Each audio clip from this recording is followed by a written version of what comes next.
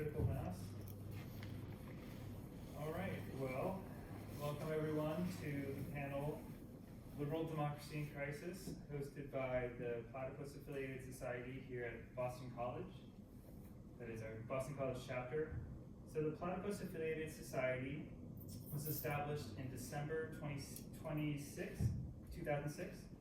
organizes reading groups, public fora, research and journalism, focused on problems and tasks inherited from the 1920s, 1930s old left, the 1960s to 70s new left, the 1980s to 90s post-political left, for the possibility of emancipatory politics today. The Platypus Student Club here at BC, we run weekly reading groups on the history of the left. We meet on Monday nights at 7 p.m. There's only probably 2 more in person that we'll do for the rest of the semester. And then we have our weekly coffee breaks at just downstairs at Chocolate Bar Thursday afternoons at 4. And there's some sign-up sheets here if you're not already a part of the chapter here. You want to sign up for our weekly emails and to get in touch about weekly activity and then intermittent activities like these. We did some film screenings earlier this spring. So you can sign up for that, and then as you can see, we also have the Platypus Review, which is our forum and print for the larger organization of Platypus that has chapters worldwide. So, now to introduce our panelists. First, Oriana is a member of the Marxist Unity Group faction of the Democratic Socialists of America, or DSA, as well as a board member of Working Mass and organizing committee member of the Boston DSA Electoral Working Group. She's currently a union member, has a master's degree in urban planning, and has been organizing on the left for a decade. Our second panelist is not here, Joseph Ramsey. It sounds like he will not be able to make it, so we will just have 3 instead. So I won't introduce him. Next, we have Matei Alexandru. Been an organizer with Socialist Party USA since 2017 and serves as the chairman of the Socialist Party of Southern New Hampshire. The party is a constituent organization of the New Hampshire Congress of Workers Organizations, and Matei serves as its secretary. And Tom Cannell is a union staff person of the American Federation of State, County, and Municipal Employees, or AFSCME, the largest trade union of public employees in the US. He's also a former member of DSA and Platypus. And in the DSA, were you the Boston Treasurer? I was Boston Treasurer at one point. DSA? I was not a very good one. So the way this panel will work is each panelist will have around 10 minutes for their opening remarks. Then they'll each have 3 minutes or so to respond to each other's opening remarks, after which we will open up to a wider Q&A. So there's no microphone or anything. I think it's a small enough room that everyone can project and we can hear all right, but if you really can't hear, just shout something so they can speak up a bit. Lastly, for the description of today's panel. So, liberal democracy in crisis. Since the election of Donald Trump as President of the United States in 2016, many on the left perceive liberal democracy to be in crisis. Trump, Brexit, and the rise of new populist parties and authoritarian regimes around the world have been regarded as a global threat to democracy. The election of Biden in 2020 was largely felt as a relief or accepted as a lesser evil. However, after 3 years, many of the discontents with liberal democracy remain. With the return of Trump as a strong contender for re-election in the upcoming US presidential race, the Platypus Affiliated Society now asks, what does liberal democracy mean for the left? How is it useful for understanding the capitalist state? If not, why? Where does the term liberal democracy come from historically? What did Marx and Engels mean when they said that the working class has to win the battle of democracy? Is there still a battle of democracy to win? Is liberal democracy in crisis today? If so, how? If not, why?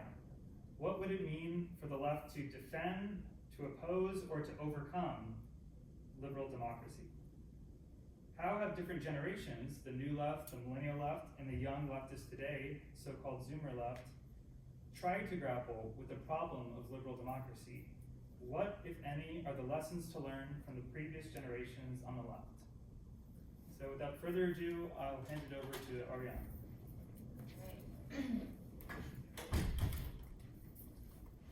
All right, so can everyone hear me? Yes. Make sure I'm projecting. All right. So I will start by saying that I believe the left is starting to rediscover democratic republicanism in response to the limits of the liberal constitutional regime in the US. This panel is about liberal democracy, but I just said liberal constitutional regime. I looked up liberal democracy on Wikipedia, and it said that it's a system of government that combines representative democracy with liberal political philosophy. I think as leftists, we should know that liberal political philosophy is actually incompatible with representative democracy because of liberals' principle of private property rights and the market. What liberal democracy means to the left, therefore, I would say is that it is actually a liberal constitutional regime, and it's not really a useful term for understanding the capitalist state. I say regime because liberal democracy's democracy portion is severely limited to be for the rich, to maintain the rich, to the point that we don't live in a democracy in the US at all. The Constitution is the bedrock document that enshrines the liberal regime's elements into place, and that makes it nearly impossible to change those elements in Article 5.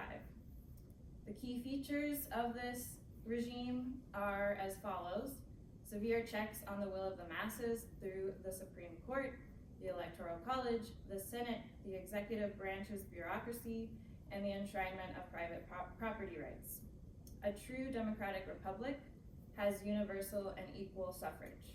In the US, we claim to have universal suffrage, which I would dispute, and I would say that it's no secret that we certainly don't have equal suffrage, meaning that everyone with the right to vote does not have the equal ability to vote, nor an equal weight of their vote. Additionally, I would argue that we don't actually have universal suffrage because we ban prisoners and ex-prisoners from voting, and which is a significant portion of the country, as well as immigrants who are kept from becoming citizens. Full universal suffrage would include both. So if liberal democracy is what I describe, actually a constitutional law and order regime, should we even call it a democracy at all? As leftists, we shouldn't. We should uncover it for what it is and instead point out that the United States is a regime ruled by the capitalists to control the working class. So where does this term liberal democracy come from? Maybe some other panelists can answer it historically accurately. I would say some of it comes from Cold War propaganda, but I do find it interesting to go into a little bit of the history of liberalism. And I would say that Marx, Engels, and Lenin talk about this issue a lot. Marx critiqued the liberals of his time, which he called bourgeois republicans, in his writings on the Civil War in France. Marx eviscerated the liberal bourgeoisie's fake attempts at democracy in that text.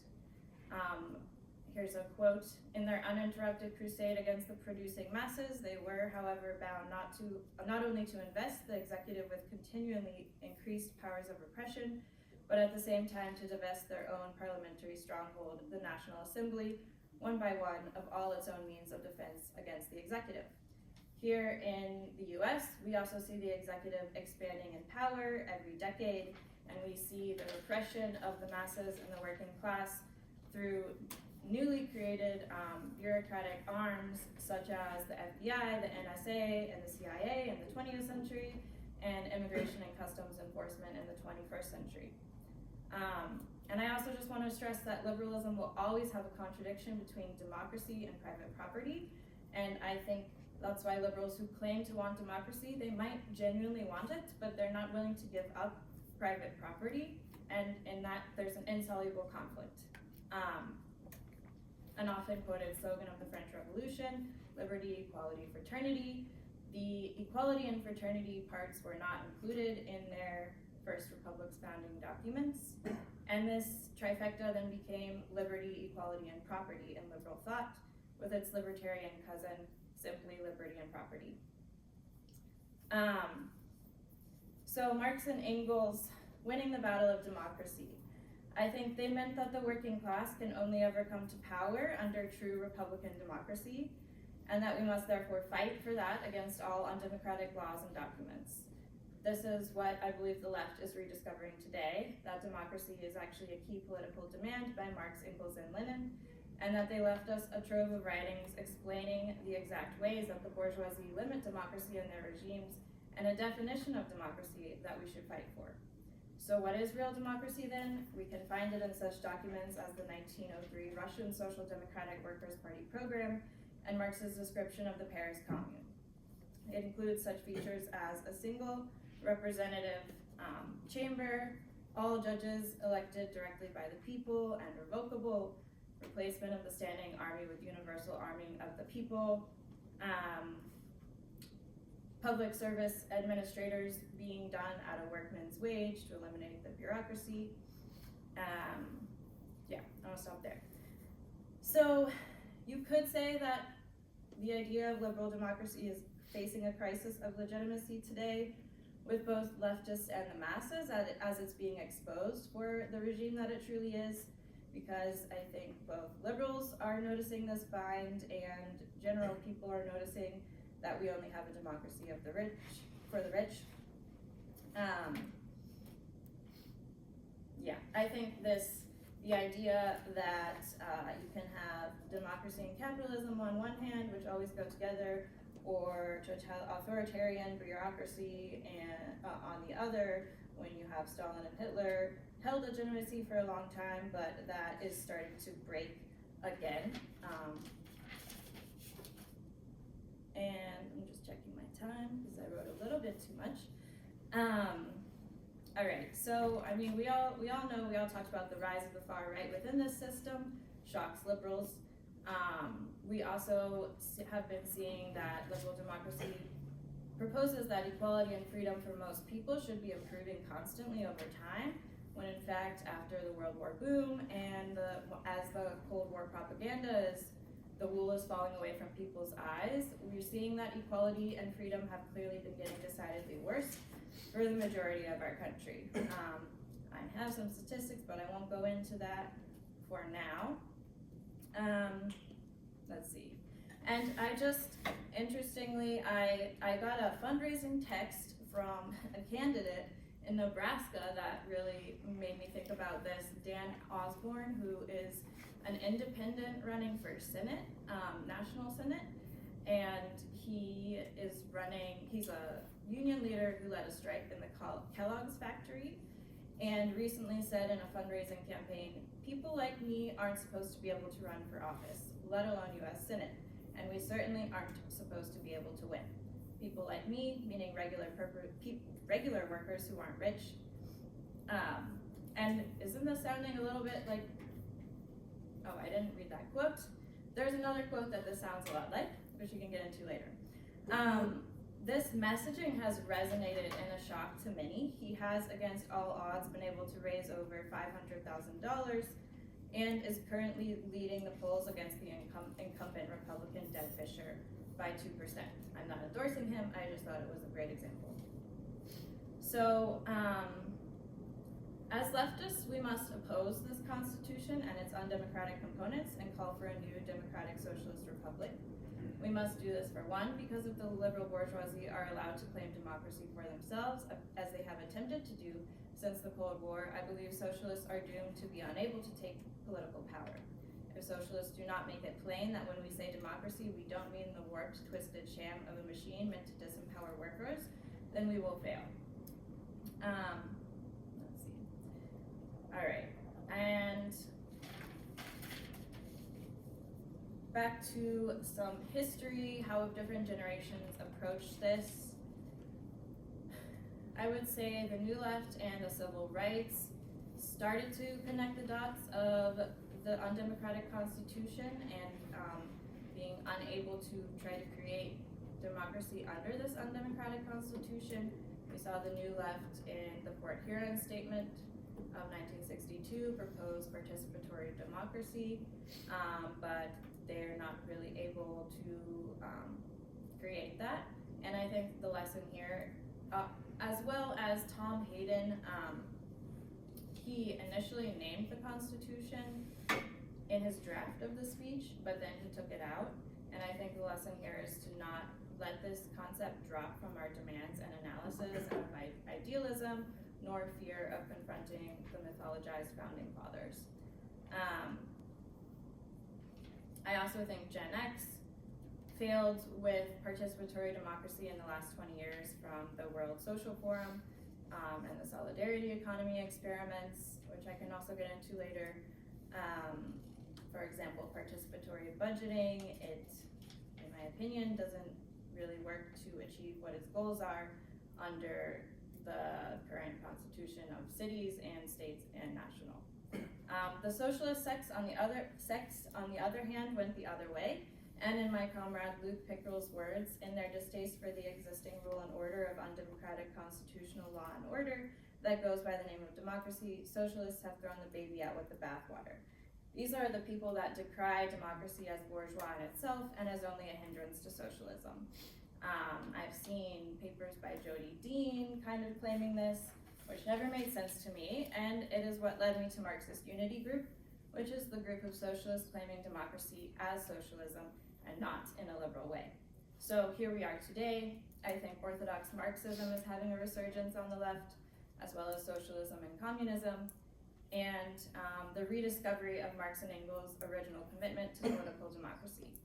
I am proud to be part of a socialism that claims loudly the word democracy for ourselves and does not capitulate to or mistake ourselves with the liberals who have attempted to claim the word, who the masses have so clearly seen for the charlatans that they are. Thank you.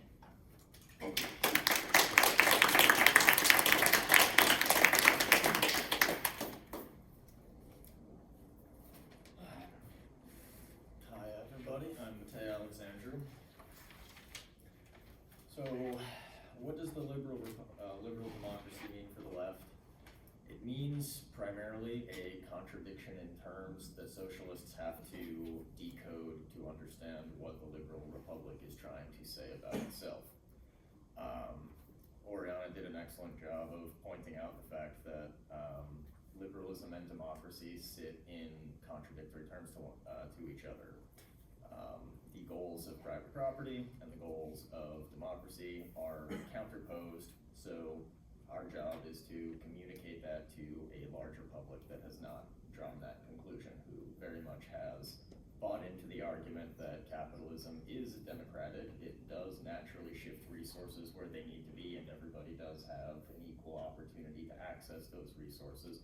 That is an argument that has landed for a remarkable portion of society, and even still represents a large number of people who would gladly just reform the liberal republic into a more suitable shape than overcome it or replace it with a workers' republic.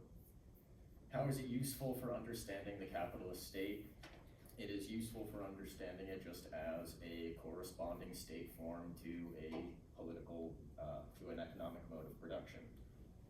It's as useful to understand it in those terms as it was for previous generations of revolutionaries to understand that the institutions of monarchy were unsuitable to their political goals. Necessarily, or similarly, there's a section of the left that still exists that does think that the liberal republic is suitable, if properly reformed, to the socialist movement or the working class's political goals. Obviously, this is incorrect, and there's enough accumulated history for us to point to of socialists using proper channels of liberal democracy to elect themselves into positions of authority, and then getting CIA'd directly to shit. So we have enough accumulated history to nail that argument shut. So it is useful for understanding what we must overcome. It so far has still not landed with a critical mass of socialists and socialist-friendly people that liberal democracy is not, in fact, a salient term. It is a contradiction, but the liberal republic is in fact liberal. It does uphold individual rights, property rights, the free market, and it is Republican. It does have a constitutional order. It does have a separation of powers. It does have representative elements, but it has a presidential rematch that nobody wants. It has wars that people have been dragged into that don't even regard that constitutional process. It has a set of political goals that are continually brought up every election cycle that are continually ignored. And all of that taken together means the same thing that Oriana was pointing out, that we do not live in a democracy, even if we do live in a liberal republic, and we have to make that argument and convince the critical mass of the uninitiated public to that, because they so far genuinely do believe that we can reform our way out of this instead of revolt our way out. Where does liberal democracy come from historically? I don't know, I'm gonna skip that. What did Marx and Engels mean when they said the working class has to win the battle for democracy? Precisely that the forces of capitalism were antagonistic to the concept of democracy, and socialists represent the only form capable of defending it, developing it, and instituting it in a consistent fashion. So, is there still a battle for us to fight with for democracy today? Absolutely, but we don't have to fight for control of a democracy that does exist. We have to fight for the right to govern and institute a democracy which does not even remotely exist yet. Is the liberal democracy in crisis today? If so, how? If not, why? It most certainly is. If we take even a moment to look through the news, we will realize that there is essentially no section of the liberal republic that is able to do its job smoothly. The executive has various powers to institute policies, move sledge through the pipes, but using executive power has become extremely controversial and is used pretty sparingly. The legislature is supposed to make policies happen, and they cannot get through their own gridlock except to pass sometimes a budget agreement or some military funding. But beyond that, there's very little agreement that happens such that the capitalist class is able to exert their class interest by way of legal policies through the normal channel of a legislature. And the Supreme Court finds itself in a position where it is the only institution within the liberal republic that can do any kind of policy management at all. The only problem is that that's not their job, and it has brought a whole new set of arguments to the fore about problems going on within the liberal republic, the fundamentally undemocratic nature of the court, and the fact that it's able to be, or not able to, it's the only institution in a position to be making policy decisions for the capitalist class. And instead of solving the institutional problem by way of just forcing the sledge through the pipes, it has just simply made it more obvious that we don't live in a democracy. So, what would it mean for the left to defend, or to oppose, or to overcome the liberal democracy? And to riff off of what Oriana was saying again, liberal democracy is a contradiction. To defend it would be just to serve the liberal republic. But to oppose and to overcome it is perfectly possible. Opposing it should be a basic entry requirement for a socialist, understanding that it is the state form correspondent to capitalism, and there is no argument for us to defend it as socialists. And that by definition of that, opposing it is the only thing that we should do. In terms of overcoming the liberal democracy, that is just a matter of organization, of putting ourselves into organizations, of having our organizations become interconnected with each other, of being able to pursue mutual projects and political goals, and actually coming to terms with the fact that the fundamental question of any social movement is the capture of state power, and putting ourselves in an organizational position where we can contend with the existing liberal republic and overcome it in the form of a dual power process where a rising workers' republic, as the result of our interconnectedness of organizations, are attacking mutual projects and are building up of the ability to conduct some kind of political warfare. Yes, that is the way in which we will actually overcome the liberal republic. But we still have sections of the left that are not willing to openly and full-throatedly embrace the dictatorship of the proletariat that we have to see as our political goal for us to really separate the reform of the liberal republic that we should not be going for from the actual political goals of the socialist movement. How have different generations, the new left, The Zoomer Left tried to grapple with the problem of liberal democracy.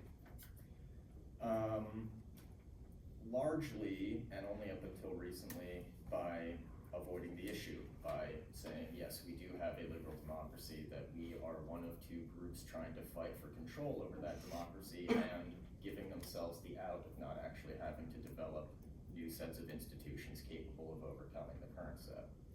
So the New Left, for its accomplishments, still did not accomplish a dictatorship of the proletariat, still did not manage to release us from capitalism. And the Zoomer Left, it also has plenty of people who are very liberal in their approach to socialist politics. But the problem is that, or what I'm pointing out is that there is not one of these, it's not that only the New Left has these institutional tethers that keep them in the orbit of the liberal republic. These also exist on the Zoomer Left, and the same contending trends that are between reforming the liberal republic and building the dictatorship of the proletariat still exist. So it's not as if we have to go back to the New Left for an example, and it's not like the Zoomer Left landed on something new that previous generations didn't. If we're going to go back to any previous generation of the left, we should go back to the generations that actually succeeded in their political goals. Whether you like the controversy they stir or not, the Bolsheviks completed their political goals. The Chinese communists completed their political goals. The Cuban communists completed their political goals.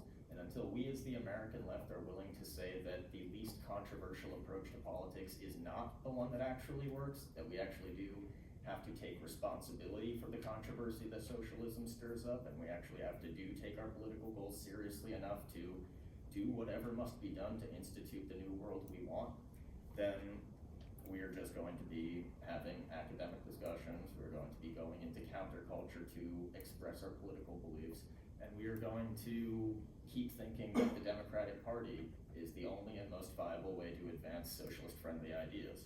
The only way that we are going to advance this project is to go to the examples that worked, regardless of how controversial they are.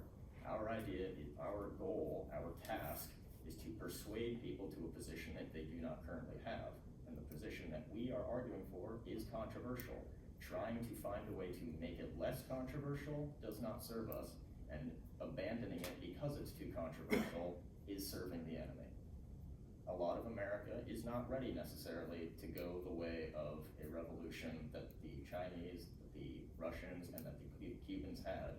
But until we get comfortable with the full price of revolution and start to put ourselves in a position to pay that price, this is the best we're gonna do. I'll leave.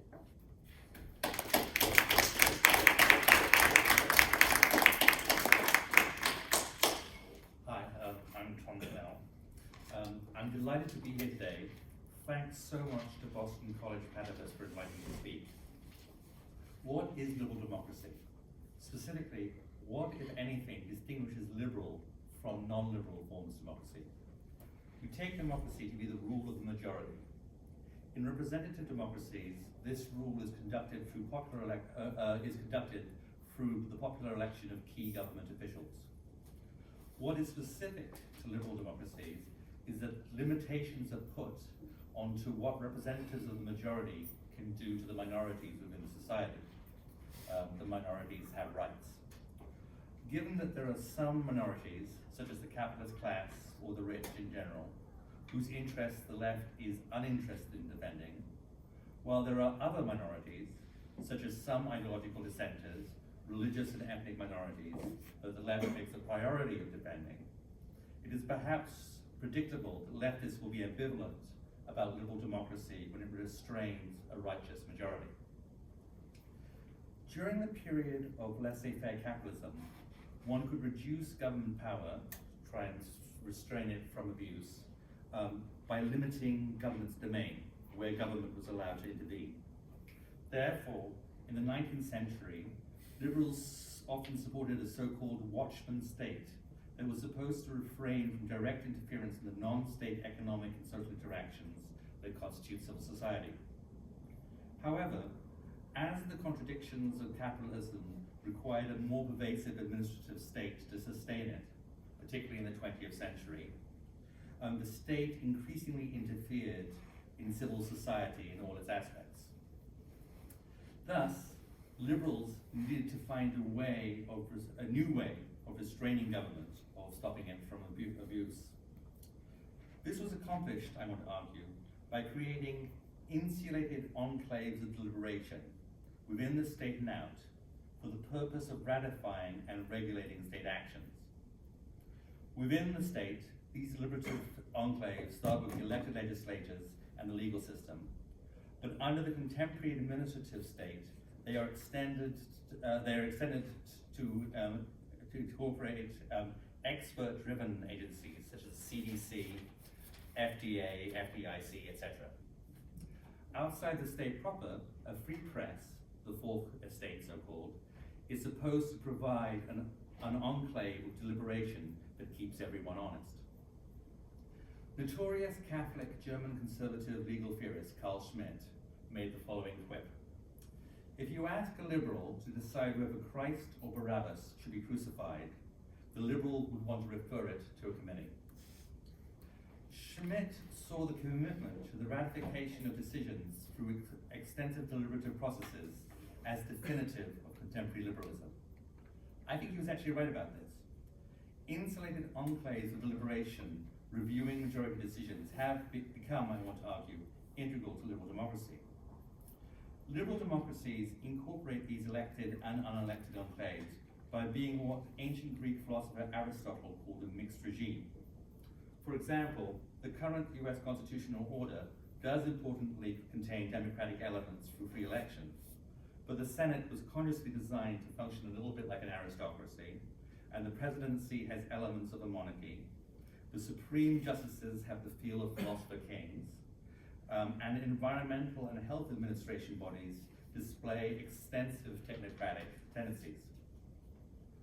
Why would principled small d Democrats ever agree to adulterate democracy in a mixed regime?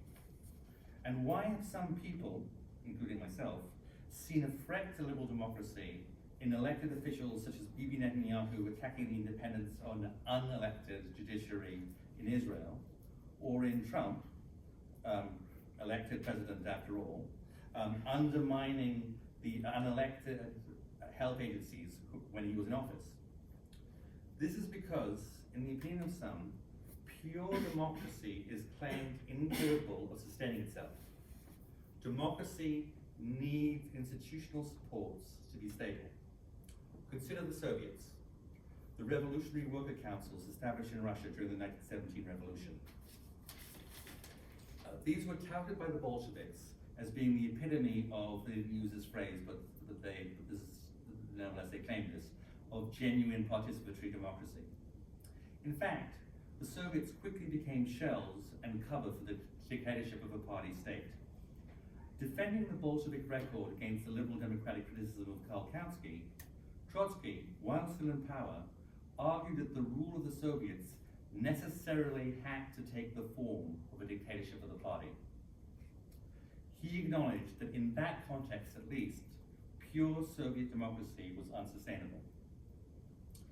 While supportive of the Bolsheviks' seizure of power and their empowering of the Soviets, German communist Rosa Luxemburg wrote that it was still a mistake for the Bolsheviks to have dissolved the Constituent Assembly in Russia, supposedly in the Soviets' favor when they seized power.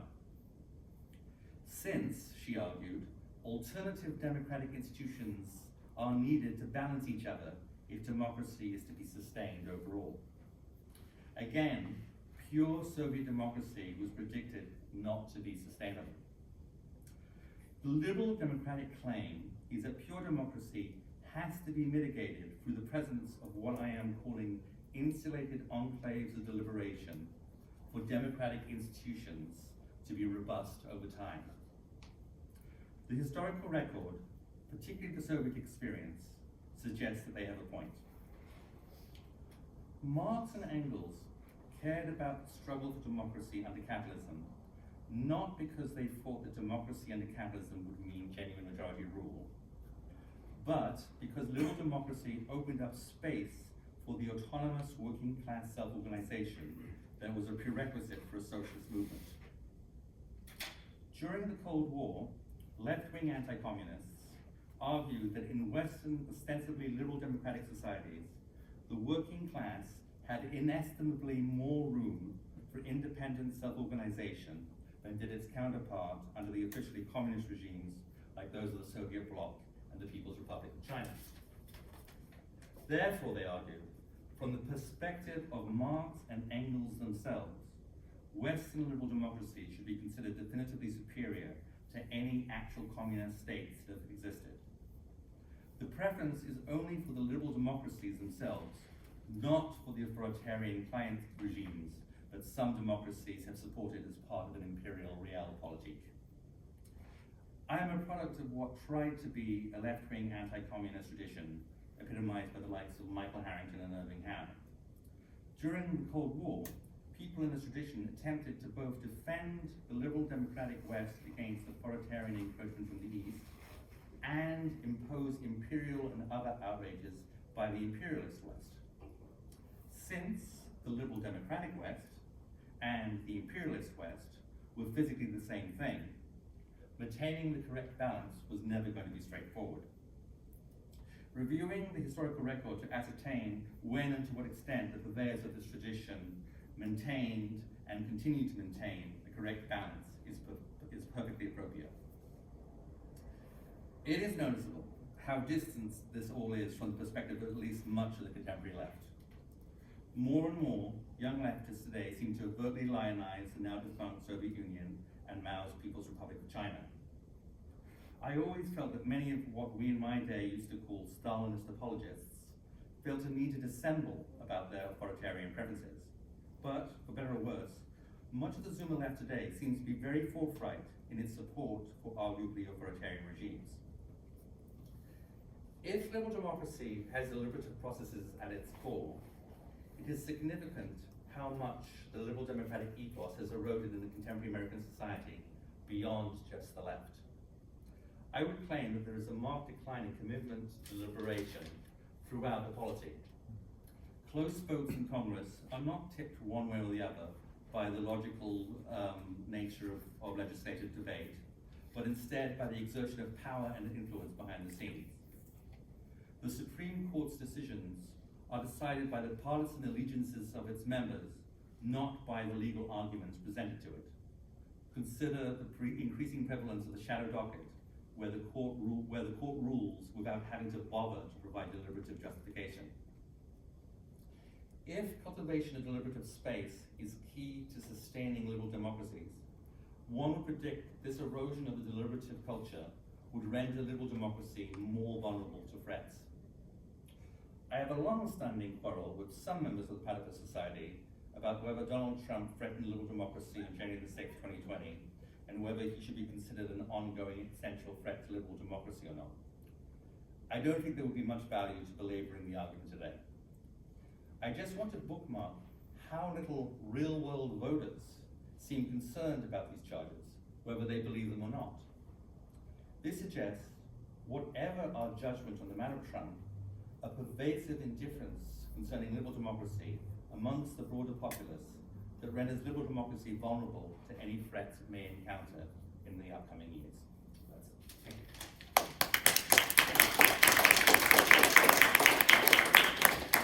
All right, so thank you for our opening remarks.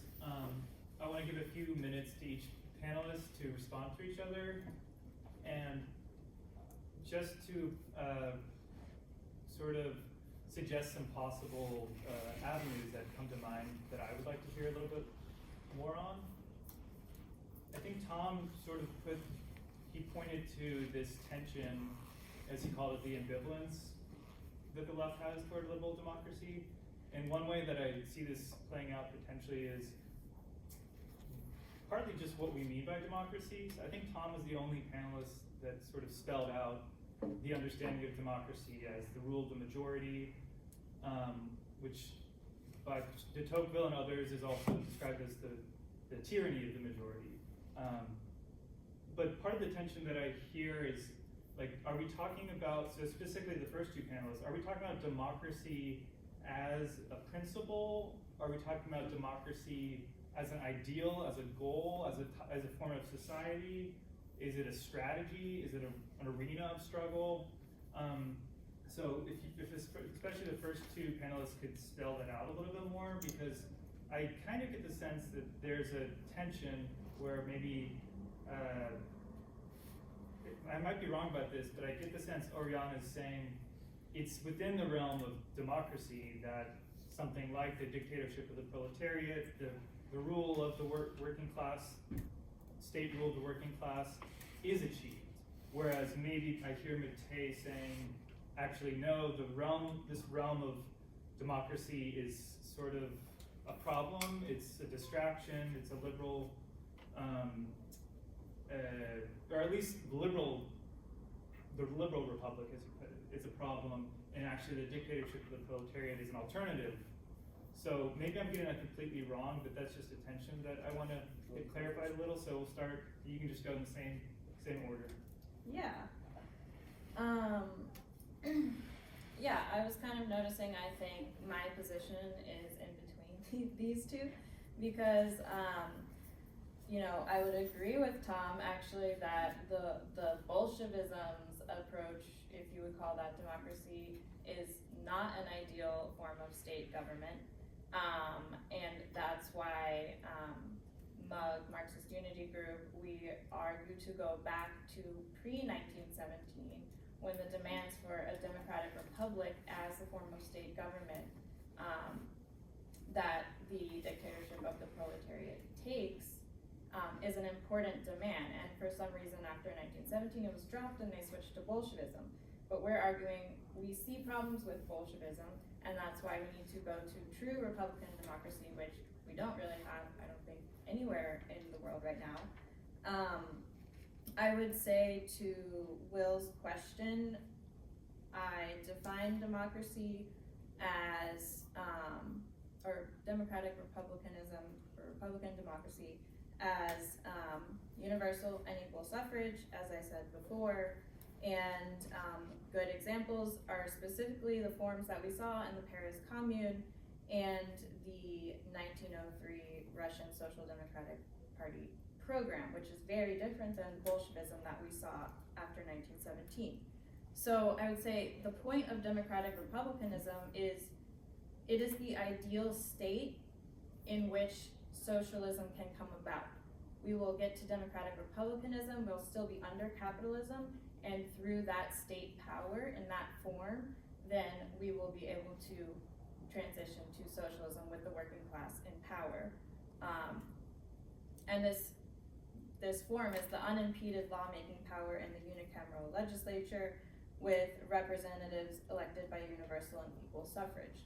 So yeah, I disagree with the majoritarian, minoritarian dichotomy. I think we saw in the founding of the US, Tom Paine and Madison were arguing, I mean, all of the checks on the majority democracy and the majority rule, as you call it, were in order to maintain slavery, in order to maintain capitalist property and their rule.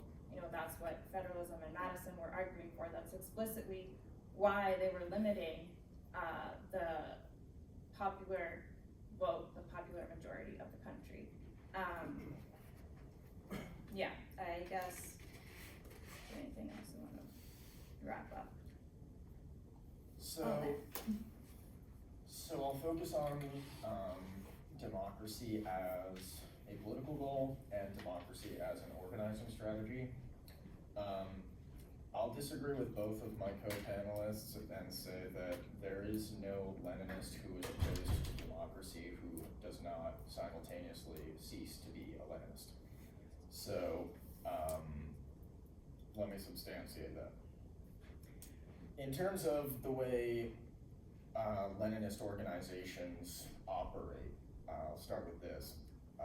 Democratic centralism is a perfectly fine exercise of democratic process. You have multiple people with contending ideas on how a revolutionary strategy should be assembled and carried out. They are debated on, the weakest ones fall away, the strongest ones go to a vote, and at the end of the day, the winners and the losers of that vote are accountable to the final result. Just because you lost a vote does not mean democracy worked against you. It means you were not an effective campaigner. And in terms of the Soviet governing model, two things. First of all, there is Communist Party policy on anti-factionalism, and again, that's just the democratic centralist principle where we will debate all of the ideas, we will have a vote, and when the vote is done, our body all together will make that result happen. We're not just going to splinter off and go throw a pity party because we're too dumb to win enough votes. That's it.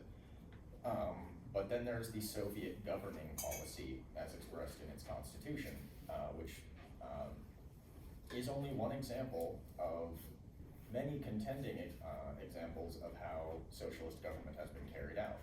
In the Chinese system today, there are multiple political parties. It just happens to be the Communist Party of China is way more popular than pretty much all of the others. There's the similar instance in Cuba where there are multiple political parties, but only one really has a high degree of reverence among people that has kept it in power, yes, through democratic means.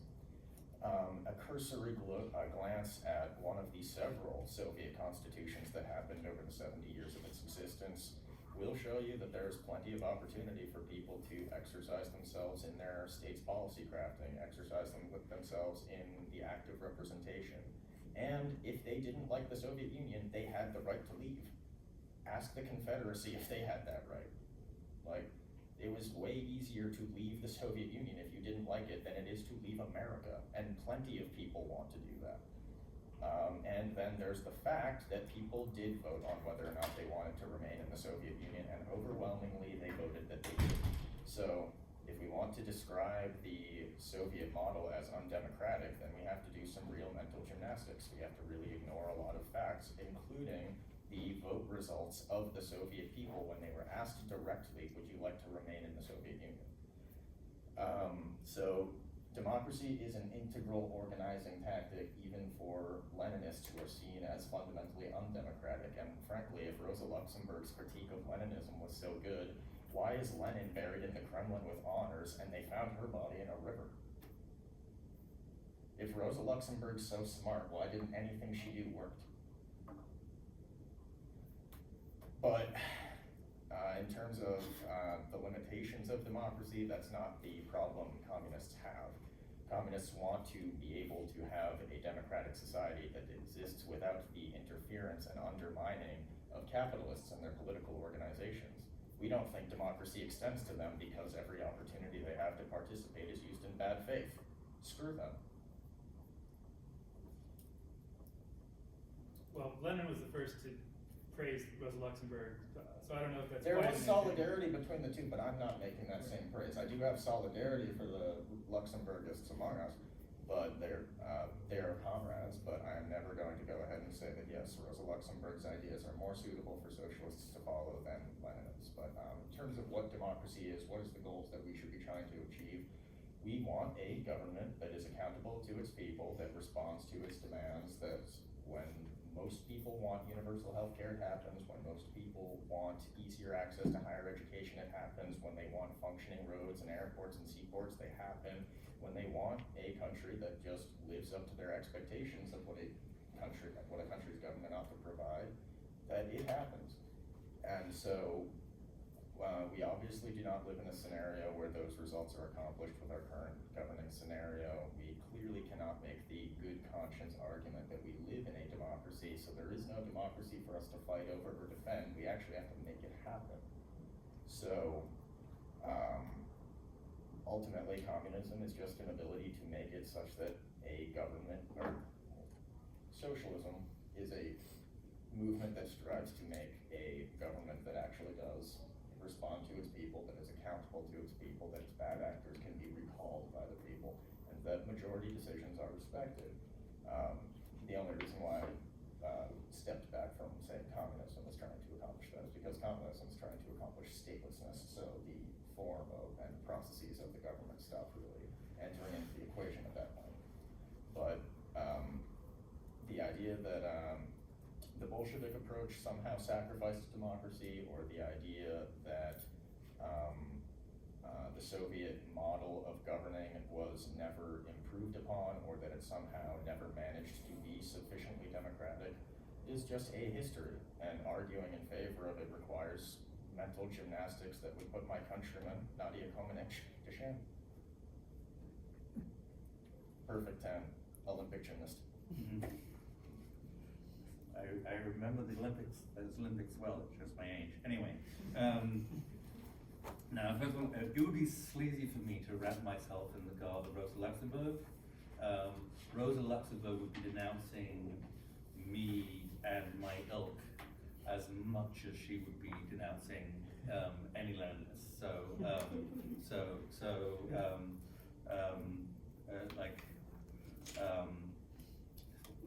I have interesting thoughts about Rosa Luxemburg, but I meant to basically invoke her not as a model of socialist rectitude, but as providing a particular analysis of what was happening,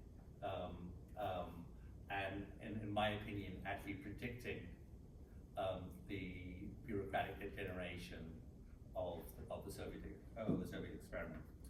Now, I think there is a really interesting generational divide, and sort of like I think that it's really I really enjoy being part of this events and actually seeing people from different generations come together. So basically, on the one hand, I get to enjoy, look at these young people, there are all these things they don't know because they're so blinkered and so forth and so on. And then at the same time, I get to realize that there are some fundamental assumptions that just seem so obvious to me that maybe they shouldn't be so obvious. So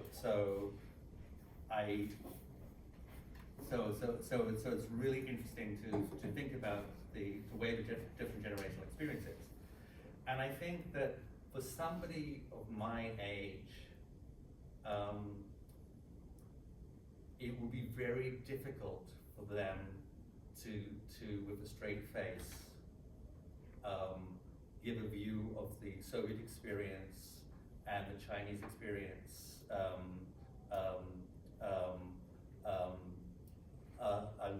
under communist rule that Mate presented.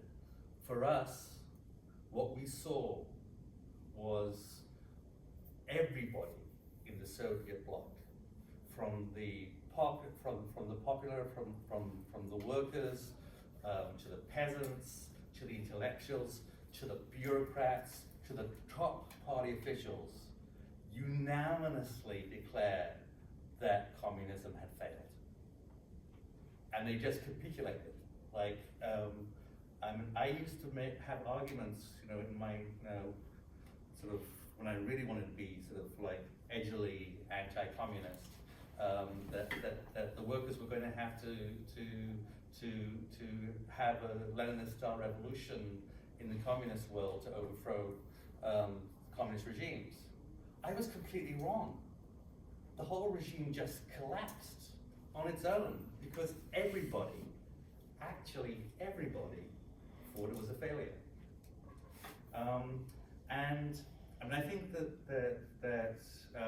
I think that much of my youth was misspent debating about the class nature of the Soviet Union, and I miss those days. And if we want to renew that discussion, it would be great. But I feel as though so-called Soviet Union and so-called state communist regimes may have been bureaucratic collectivist states. They may have been state capitalist states. I'm open to all those arguments, but they were not any kind of worker state. I don't believe that it takes much mental gymnastics to make that position. And do I have time, or should I shut up? Yeah. And I just wanted to, I read Luke Pickerell's article before this, and I wanted to ask about, and I don't mean to basically assume that you necessarily have to take exactly the same position that Luke takes. So excuse me if I'm making assumptions, but if I read the article correctly, the Revolutionary Republic happens, and during that phase, basically the political infrastructure of the ruling class is basically hollowed out. So the state is democratized. You deal with reactionary elements in the army and the judiciary and everything else, and that the dictatorship of the proletariat actually follows that, and is where basically the transition to socialism happens. So there seems to be a disjunct between the Revolutionary Republic and the dictatorship of the proletariat. I've also heard, like, not only you, but I think other people from the Marxist Unity Group basically conflate the radical republic with the democratic republic with the dictatorship of the republic, with the dictatorship of the proletariat. And that seems to be two slightly different, but importantly different understandings. And I wanted to ask about that. Yeah, so before we open up to Q&A, if you want to respond to that, and I know Matej, you look like you wanted to respond. I'll go first. So to the Soviet Union, which I think, Tom, you're right, we probably don't want to use our time just having a debate about the nature of the Soviet Union, but nonetheless. How about Kronstadt? I have something to say about Kronstadt. Yeah, I guess Oriana and then Matej, and we'll know. Yeah, I think that's a good question. I would say, so the Democratic Republic is how the workers come to power, and we also have this idea of a minimum program and a maximum program. So when we are creating the Democratic Republic, you know, with the elected judiciary and revocable unicameral legislature and all of that, I think we are also at that point, that is like when we are implementing our minimum program, which has the political components, which are all of those components that you mentioned and I talked about, and then it also has the economic reforms and like civil rights, human rights reforms as well.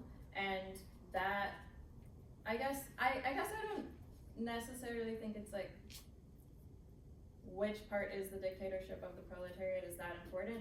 I would say when we're in the Democratic Republic and we've implemented our minimum program, that's the workers in control of the state under capitalism, and then through that we start to implement to get to the maximum program, which would be like full communism at that point. Full socialism, I guess, leading to communism. But I guess, I think why I said dictatorship of the proletariat is because the capitalist class is not able to rule in any way under the Democratic Republic form. Because we have the minimum program implemented, that stops them from being able to do that. Alright, so I'll start off with 2 points about the Trotsky and the pure democracy, and it's a little bit related to everyone didn't think the Soviet Union worked. Trotsky was talking about pure democracy being unstable, like during the time when the Soviet Union was still fighting off invading forces to remain alive, when it was still dealing with the Civil War, when it was still struggling to develop its the basis of its industrial economy in the face of saboteurs, in the face of terrorism, in the face of collaboration with capitalist powers from people inside the Soviet Union. So he was very much correct that pure democracy was unstable when you're under attack on every side and have to defend yourself somehow. So I think we will also acknowledge that our own societies will readily go ahead and say that in times of crisis we're going to have to pick and choose which liberties we want to hold on to and which ones we want to put on the side for now. We did it during the Civil War, we did it during World War I, and I'm not even saying that's a good thing, I'm saying it's a thing people do. It's just a thing people do, so it stands to reason that in a time of crisis in the Soviet Union, it's a thing that happened.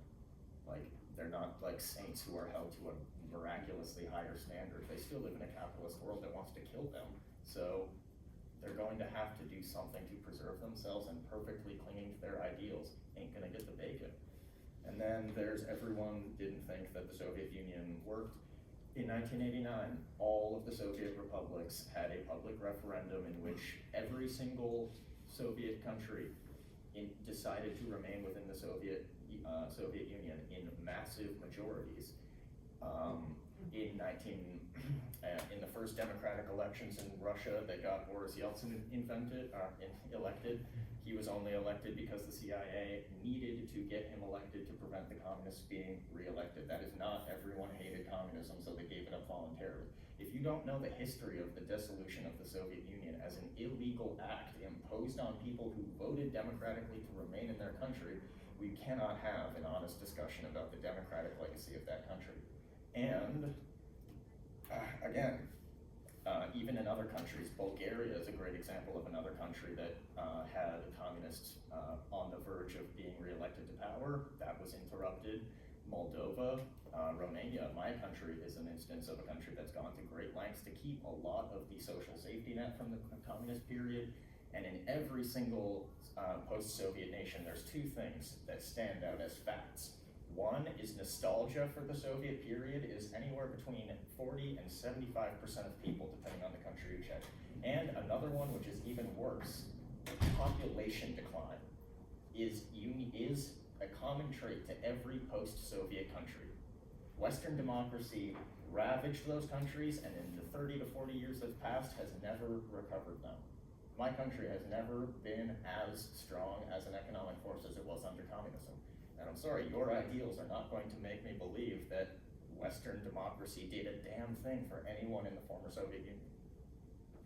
And then there's the workers' control of the capitalist state. I'm sorry, that is never going to happen. It has never happened. And when Allende made it happen, the CIA made it unhappen. That's it. We have to keep the discussion in historically correct terms and understand that a lot of the attacks, a lot of the dissolving of communist countries is actually being dissolved by hostile forces from the outside. That it was right for Chile, that was right for the Italian communists that nearly won their elections, that was right for the Greek communists that nearly won their elections, that was right for the illegal dissolution from the outside of the Soviet Union, and the interference in Eastern Bloc countries that tried to maintain as much of their Soviet-era infrastructure and their communist parties as they could. Just ask the Bulgarians how easy of a time they had electing the people that they actually wanted to rule them under Western-style democracy. They had a terrible time. And now those countries are all in population decline. The only thing that the West brought to the East was rust. But yeah, and we also have to keep in mind that we have a lot of history to go back on with workers' attempts to gain control of the capitalist state, workers' attempts to use the liberal republic to institute some kind of minimal platform. I mean, the Milwaukee Socialists is a great example that's happened in this country, where they were elected in massive numbers, had control of the entire city for a long time, and were slowly chipped away because they did not deal with their enemies. They did not force capitalists out of politics, out of political power, out of economic power.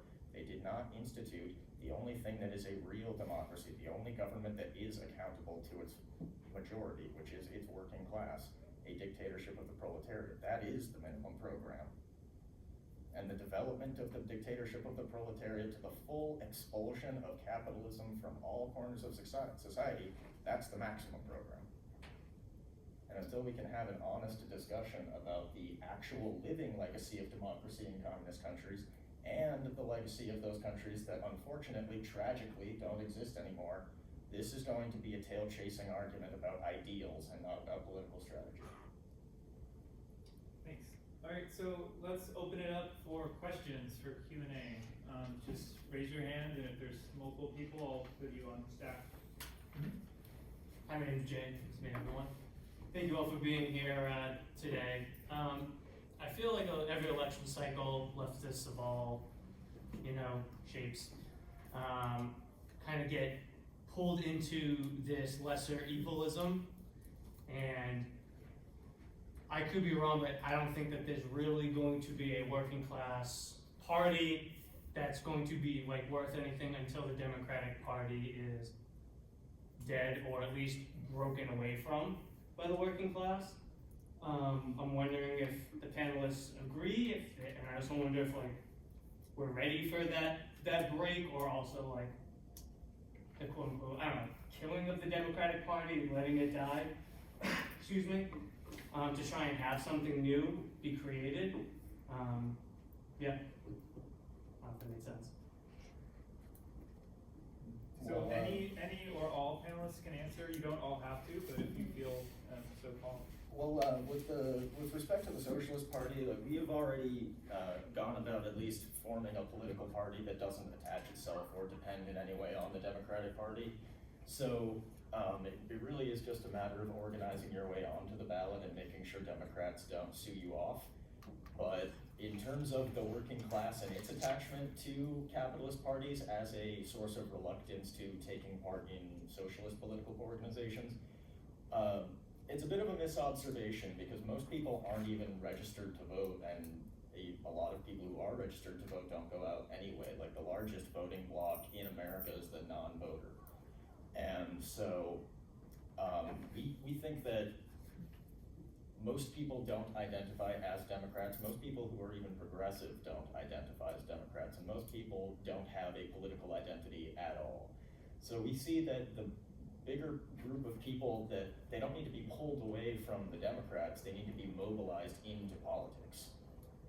And the Democrats are a formidable opponent so long as you are not able to legally outfox them, but they're as much of a paper tiger as anybody else. People manage to get on the ballots, but at the same time, as socialists, we should understand that from elections, we have only to put ourselves out there and give out our positions and put ourselves in positions where we are meeting new people to convert into organizers, meeting new people to join our parties, and taking advantage of people's politically attuned attention to call out the iniquities of the liberal republic and agitate for why it is suitable for replacement. Either the rest of you please respond. You don't have to. I would like to, but you can go first if you like. Okay, sure. I mean, I think that's a good question. I would say, Marxist Unity Group, we're actively advocating for breaking with the Democratic Party. This is a question and a struggle that is happening within DSA right now. I don't think anyone could say, well, like, this is the year, it's gonna happen, like, either the Democratic Party is gonna die or we're gonna create a viable third party.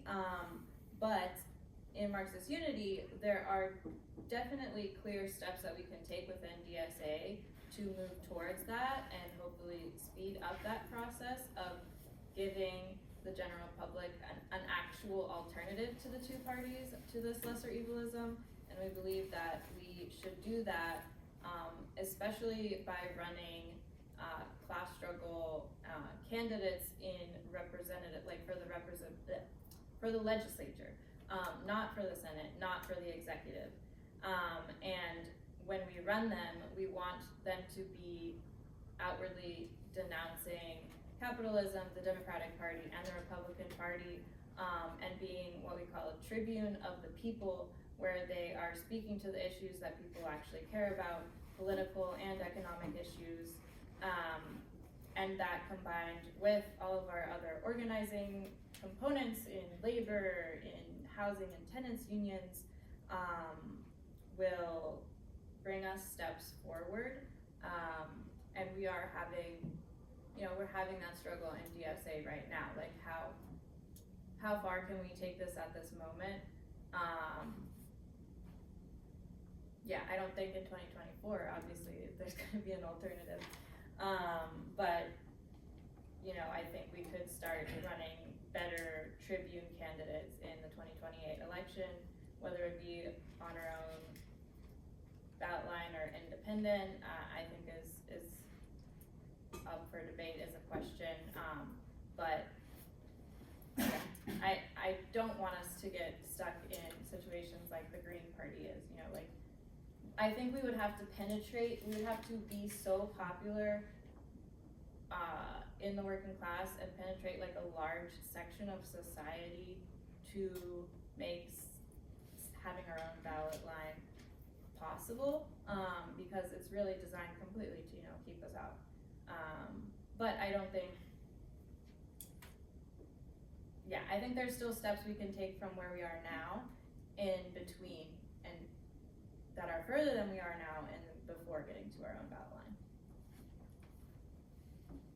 So, I'm very much from the old defunct dinosaur DSA as opposed to the new, exciting, burgeoning sort of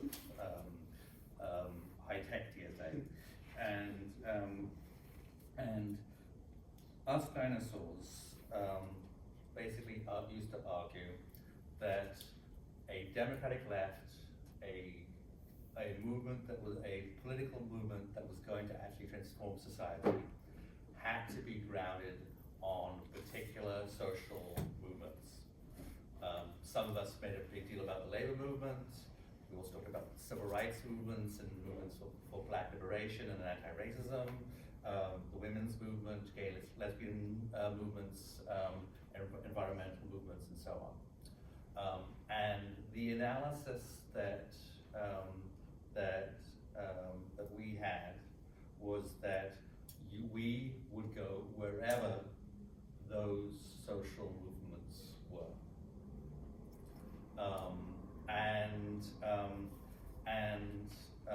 Michael Harrington used to say in his speeches that I would listen to, while some of the absolute worst and most horrible people in American politics are in the Democratic Party. The worst, the absolute worst, Ku Klux Klan people in the Democratic Party, more so at that time,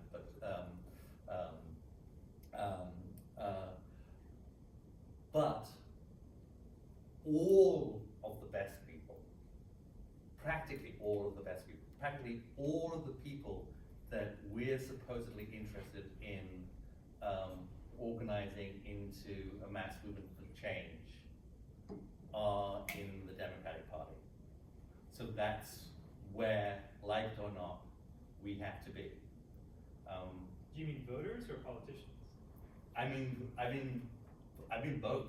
I mean the sort of like the movements are oriented, like if you want to orient towards the labor movement, if you wanted to orient towards the feminist movement, if you wanted to orient towards civil rights movement, you basically had to orient towards the Democratic Party. Now, like there's been,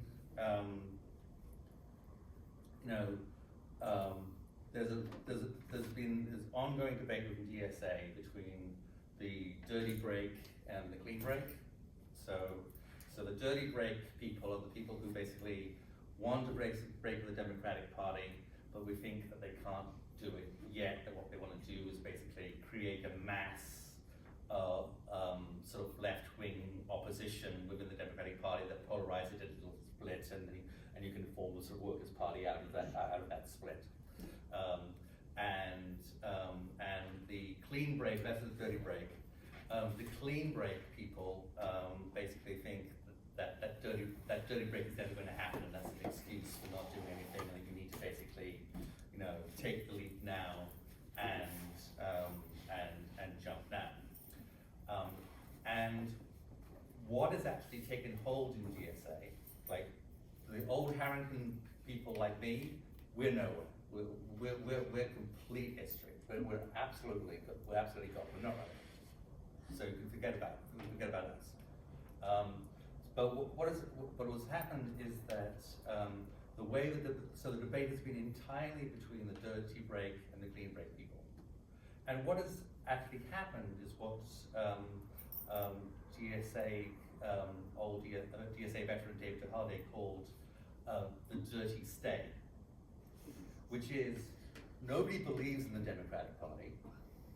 Nobody believes there's any future in the Democratic Party, but they know that it'll be suicidal for them to leave it. And that's where DSA is now, currently. Like it has contempt for the Democratic Party.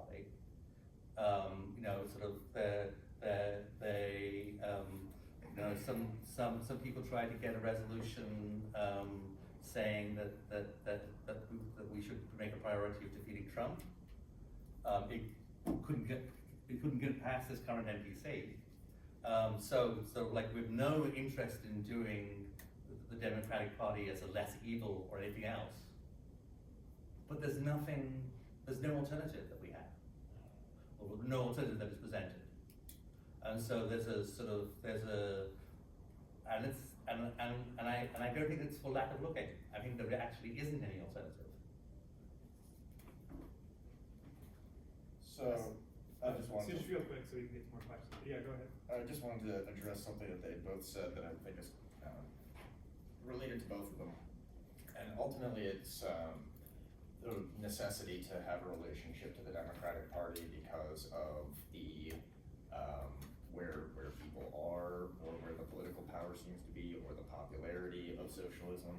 But we don't need, first of all, DSA has thousands of people. That means they have thousands of organizers, and you don't need popularity to organize a party into prominence.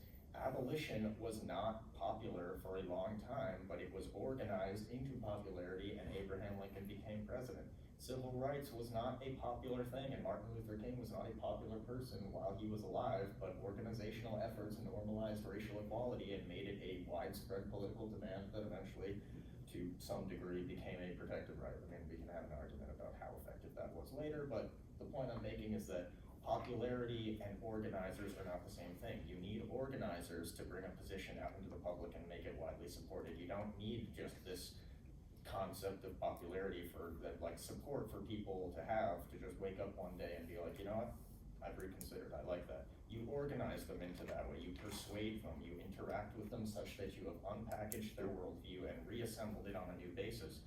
And we do not need the Democratic Party. Like I said, your party has your organization has thousands of people. Like I looked on a Wikipedia page that said you had at your peak an average of 12 members in every congressional district. That is exactly the basis of a party. That's what any other socialist organizer would kill to have. Why can't you guys make a party? Why don't you have the faith in yourself as organizers to strike away from the Democratic Party and be your own party? I cannot tell, only you can say. But there are parties that are actively taking on that, and like the Party for Socialism and Liberation has done a better job than the Socialist Party of making an argument that people can be pulled into this this movement, that they can be persuaded. But again, we're kind of operating here on the underlying assumption that most people assume a political identity and that is Democrat. It's not true. Most people are not politically aligned. They have an ethics set, and that is that. And most people in their political identity are non-voters who are uninterested. So what is the Democrats Party's relevance in your calculation? I have a question in the back. I ask it like towards one specific person? That's fine. Okay.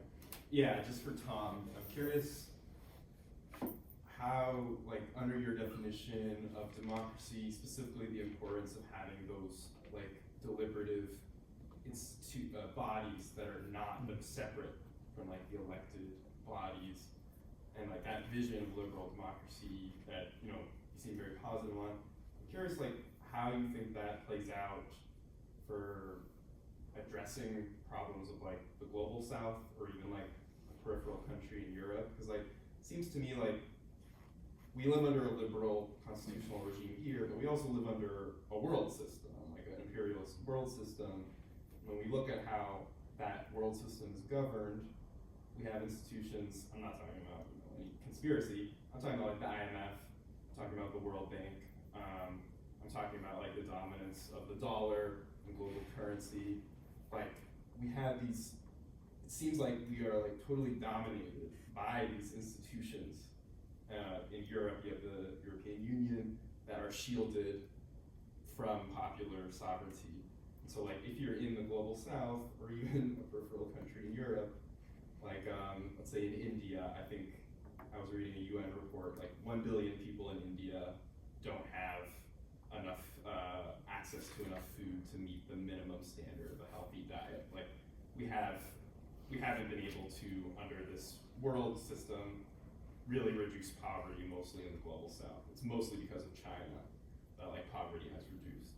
Like if you're in the like the global south, situation, and you have a situation like that, and you try to address it, you're gonna run into those institutions, like the IMF, the World Bank, the problem of currency, and we know like how that happens. It's not just in coups, but like the financial pressure that is put on your country. So I'm just curious, like, how does your vision of like liberal democracy functioning well with these like deliberative institutions that are kind of technocratic, how does that, how do you think that plays into like solving problems in the global south? Like, how does that play out in a global south context? Well, I think, and there's a lot that there's enormous amount to that question, and there's an enormous amount which, like, I don't have an answer to, and I despair at the fact that I don't have an answer to. I think that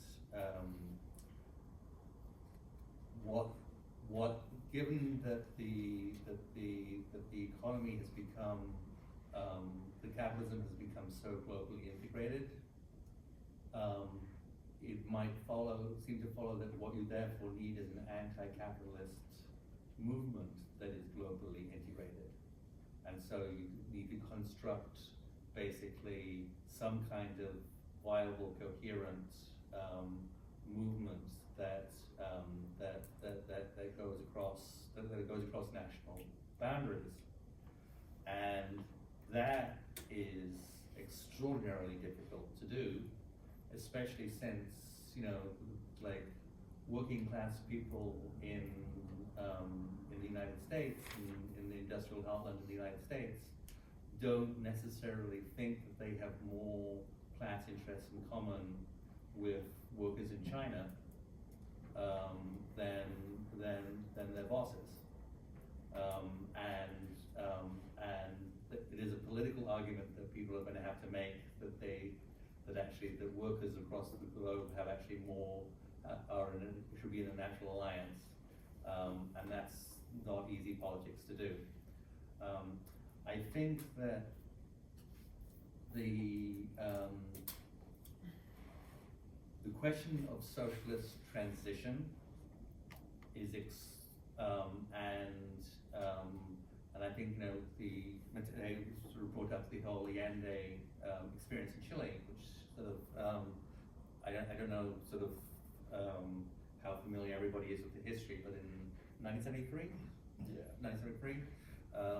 there was a broad socialist coalition with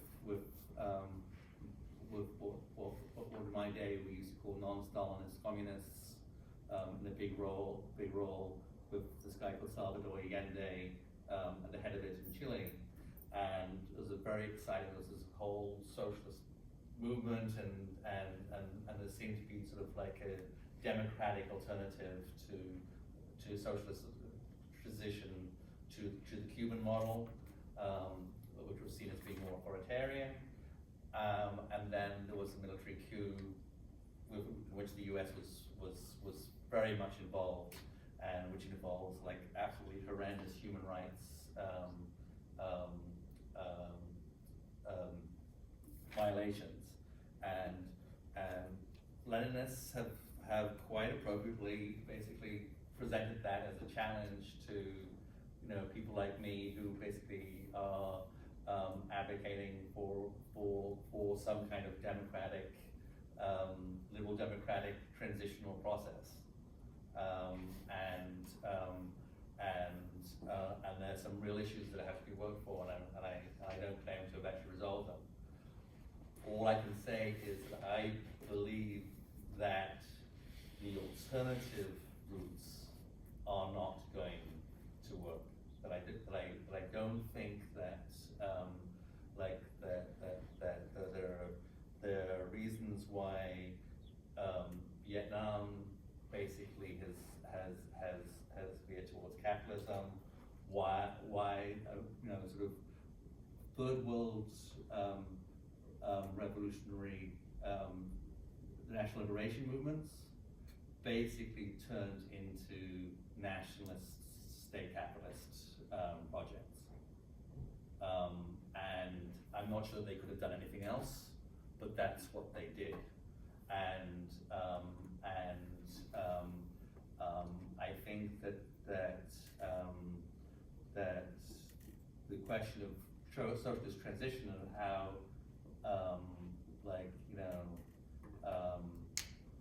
how you're actually going to work and how you're going to deal with all kinds of forces that are going to sabotage the process is incredibly complex, and I don't have a good answer to. And my only rather pathetic response is, well, other people have it worse. But you think these like technocratic bodies, deliberative bodies, are still helpful? That's what I'm trying to understand. It seems to me like they're core to the problem. I think they're necessary. I think that I wish I knew more about what was happening in Chile now. Because the radicals, the left, basically came up with a whole constitution, which I believe did involve all kinds of deliberative bodies and so on, that were designed to actually not be technocratic, but to actually enhance popular power. And I would be very interested in actually, and I have not done this, but in investigating those proposals. And I would also be very interested in finding out why the majority of the Chilean people voted them down. All right. So unless someone really wants to answer that one, so let's move on to the hand from Max. Yeah, sort of a straightforward question, sort of following up on some previous ones. For Matei and Oriana, you talked about ballot access and running candidates, presumably. And my question is basically sort of just why? What's the point? And I'm not trying to be sort of glib, I really do mean how does this fit into a broader political strategy? And what are you trying to accomplish by running candidates, either just in general? So. Like running any electoral candidates at all. How does it fit into a broader political strategy, and what's being achieved by getting someone into office in the first place? Yeah. So, like I said, it's not our only strategy. We also do labor and tenant organizing, lots of other organizing, but I believe running electoral candidates is important because they are using this, it's basically a stage for them to speak to the working class, right? That you don't get the opportunity to do in exactly that way, really anywhere else. And we saw this with Bernie Sanders, right? He changed the discourse completely in the US.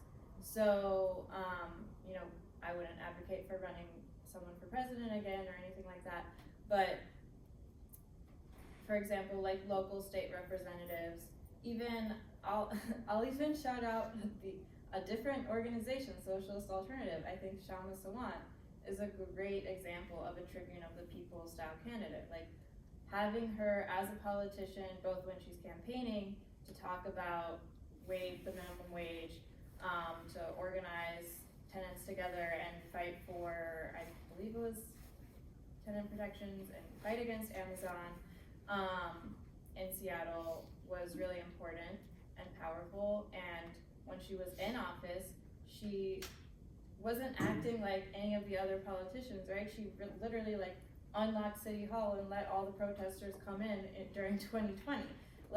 That kind of public face, you're in the position every time any legislation is being debated and enacted, to call out what is happening, to expose all of the BS behind the scenes that, in Massachusetts, for example, the leadership, the Democratic Party, is trying to, force everyone to vote for tax breaks for the rich, exposing exactly what are these politicians doing, supporting labor unions and strikes,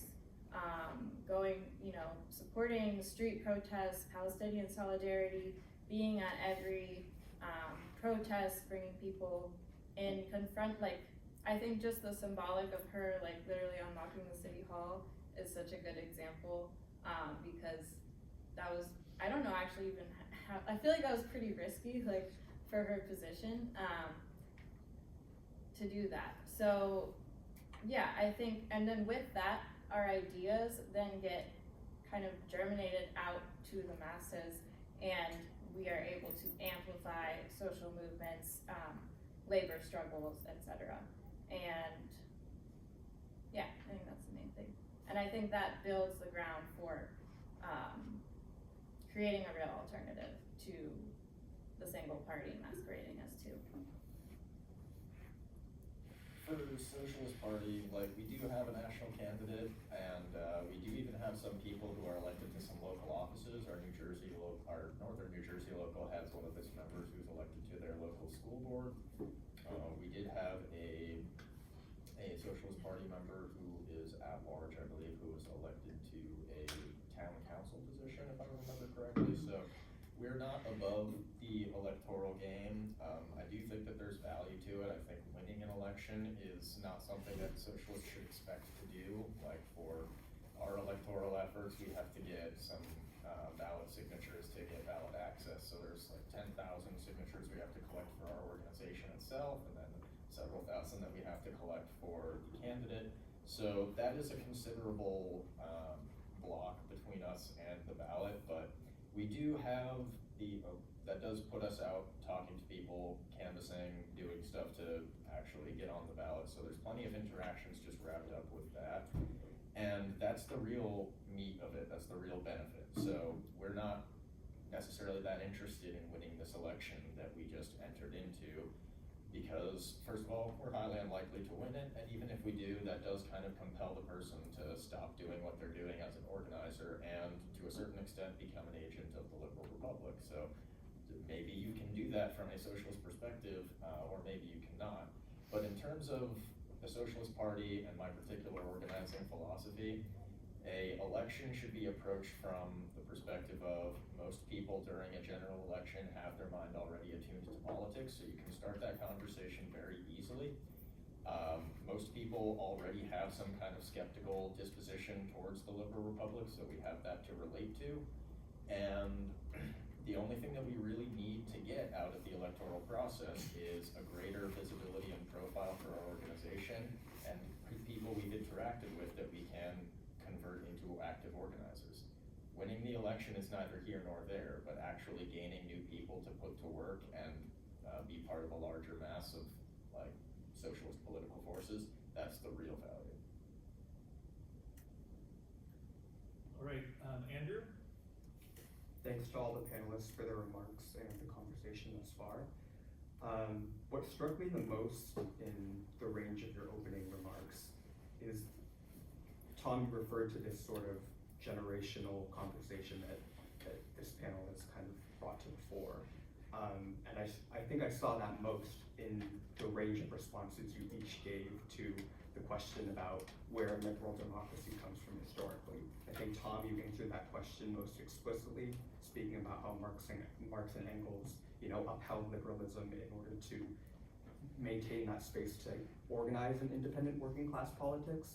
And Oriana, I think you answered that to some extent, and seemed to counterpose liberalism and democracy and Marx's critique of liberalism. And Matei, if I remember correctly, I think you skipped this question and seemed uninterested in the question. But it did also seem to me that Oriana and Matei, you are also both invoking this history of Marxism in its relation to liberal democracy in your responses generally. Matei, you were talking about the democratic credentials of the Soviet Union, and Oriana, you talked about how the goal should be to create a true Republican democracy. So I guess in this sort of, bring it back to this term liberal democracy and its historical development, I guess I wanted to, and sorry, Matei and Oriana, you both spoke to liberal democracy as a sort of contradiction of terms.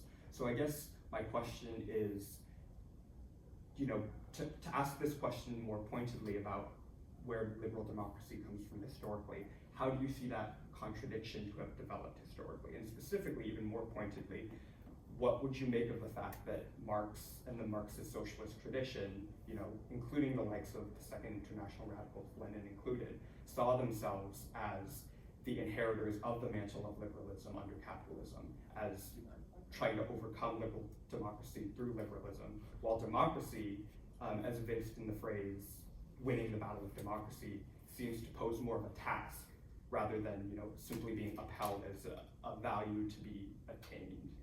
Yeah, like when I think about the historical development of Marxism and its interaction with liberalism, the argument that Marx and Engels were mostly making is that by comparison to an autocracy under monarchy, a liberal republic is a lot easier to organize a working class revolution on. But that shouldn't be interpreted as they having blessed liberalism or having, you know, given it their approval. I think the continual trend in later generations of Marxists to call out liberalism in particular as a political movement that has goals that ultimately socialists have to take the mantle of to accomplish really speaks to that even in their own time, they were probably recognizing that, okay, we have these liberal Republican political forces in our mostly feudal monarchist countries. We have a temporary alignment of political goals with them because we understand that their state form is going to be a much easier organizing environment than the existing one. So, with the contradiction in terms, again, it's really an understanding that the liberal republic was built up as a response to let me get a hold of my words for a second. The revolutionary bourgeoisie of the French Revolutionary period very quickly gave the accomplishment of its political goals up for the maintenance of its newly found economic power. And so what we find with the socialist movement and its relationship to liberal values is, one, can liberal values actually exist and develop to their full fruit in a liberal republic? And I think Marx and Engels understood perfectly well that they can't. And I think on the left we have to understand that the relationship socialism has always had to liberalism is one of critique and opposition. We've never had socialists who have actually managed to win state power have never felt the need to claim liberalism as something that needs to be improved, that needs to be maintained, that needs to be taken up the mantle of. We've just recognized that they have their stated goals, that they don't get them, and that we separate the liberalness of it from the materialness of it. So we understand that we as a socialist movement are the only people who are going to make good on those things, and that the liberal republic is going to remain a source of contest.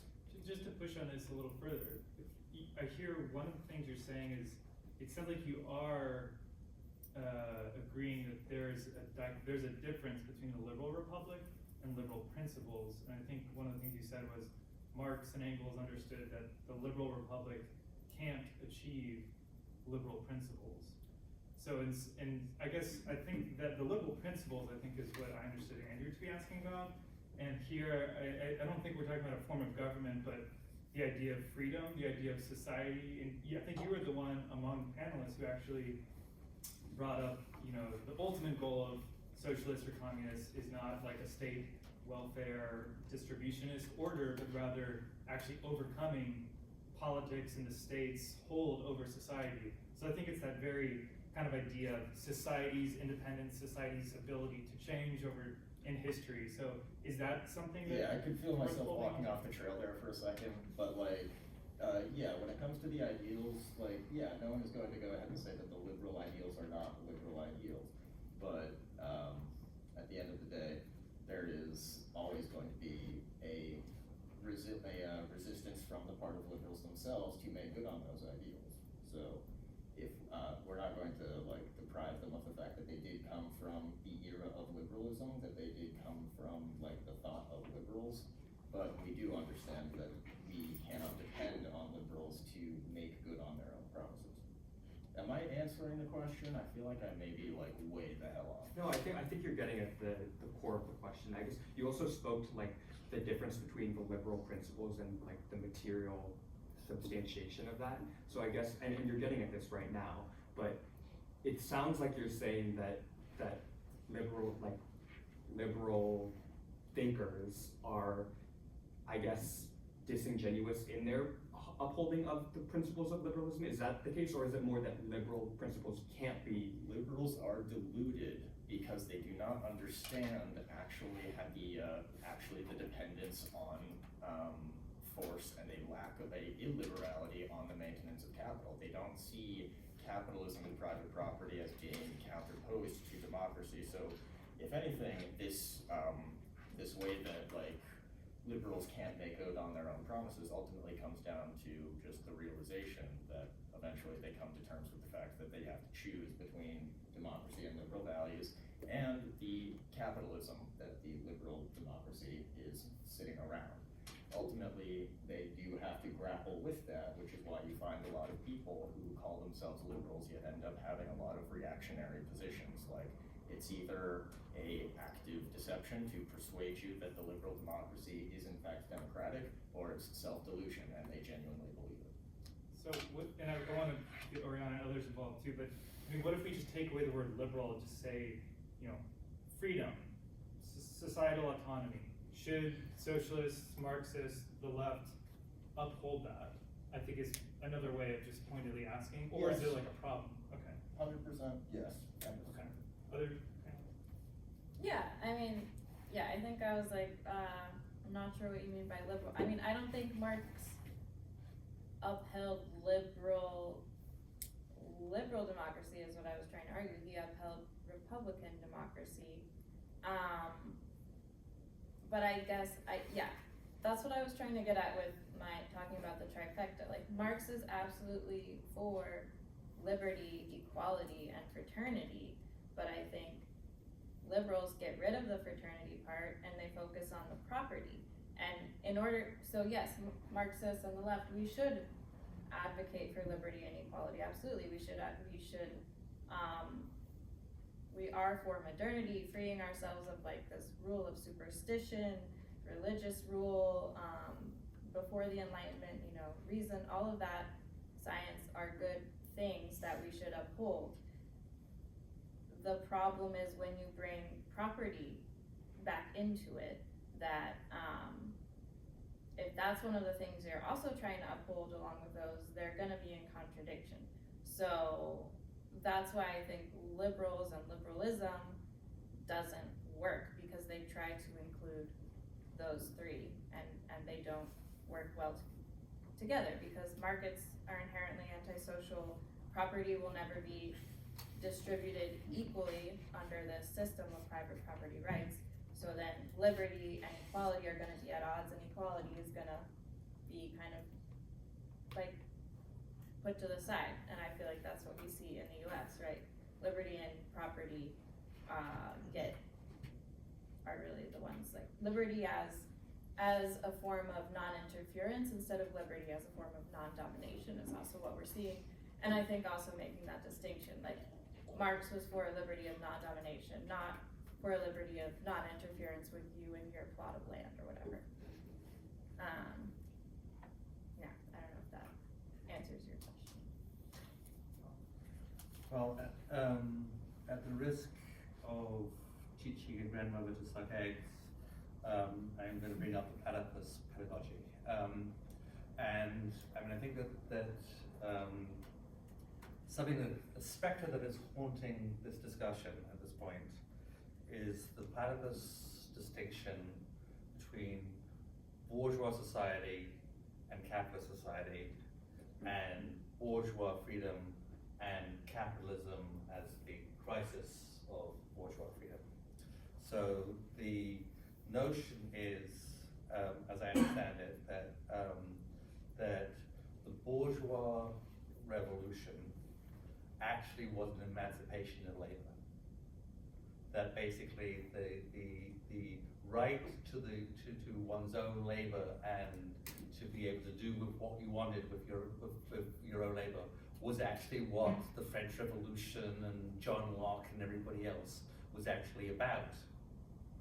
Labor as property. Labor as property.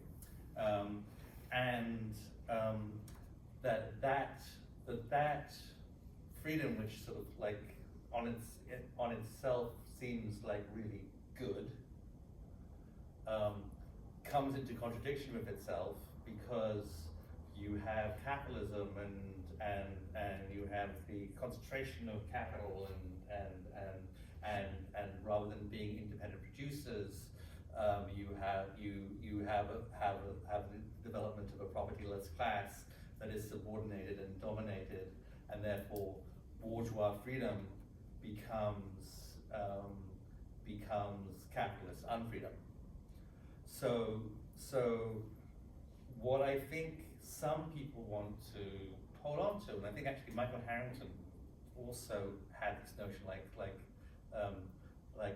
before I got around to platypus, the only Marxists that I ever heard talk glowingly about Adam Smith was Michael Harrington,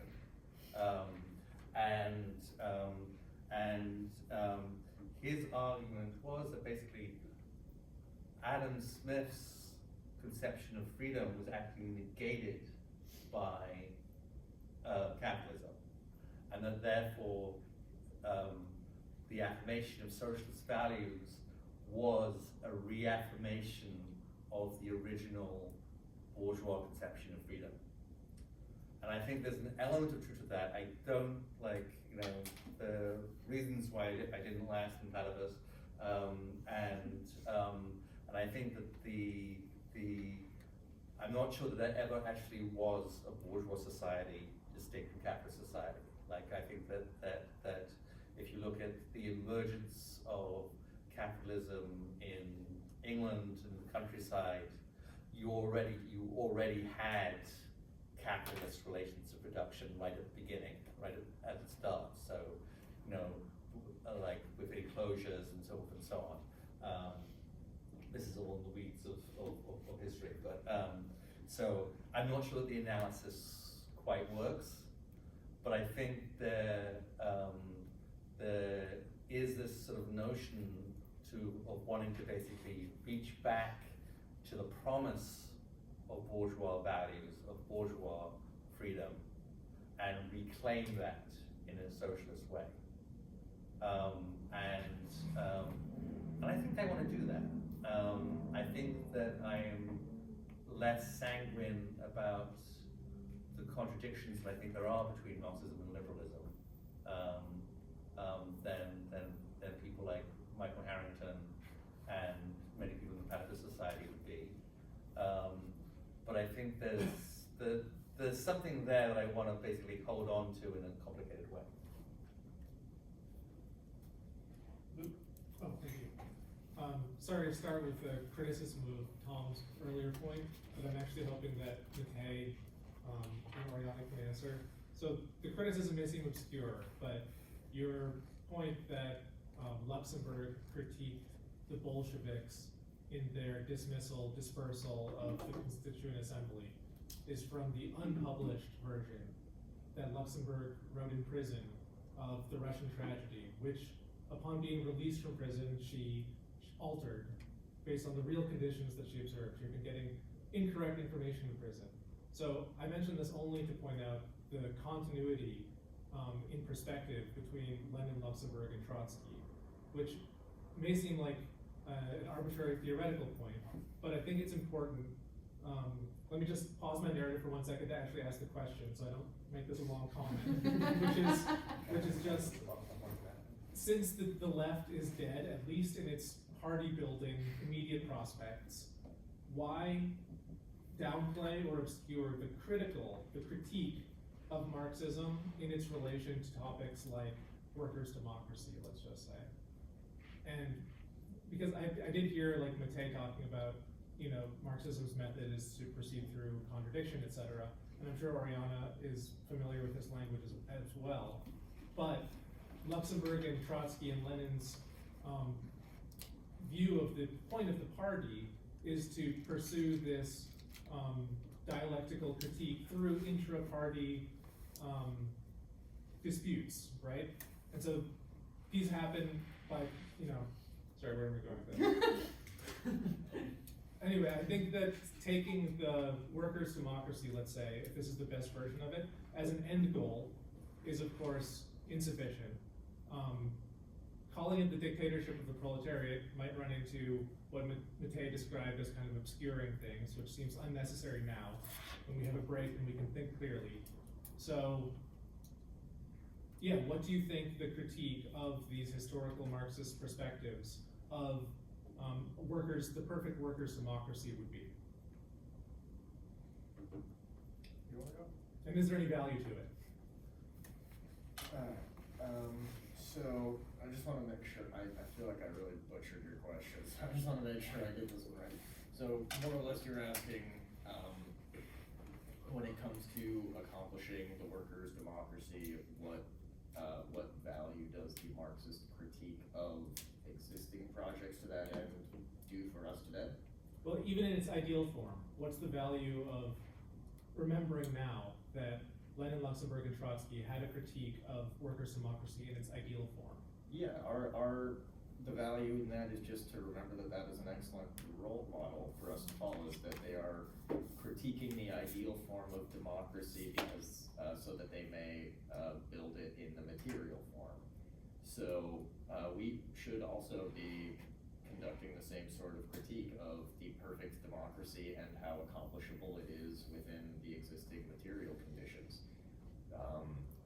Luckily, we don't live in a country that is a colony or that is in the imperial periphery. Like, we get to be in a country that has enjoyed relative stability and prosperity.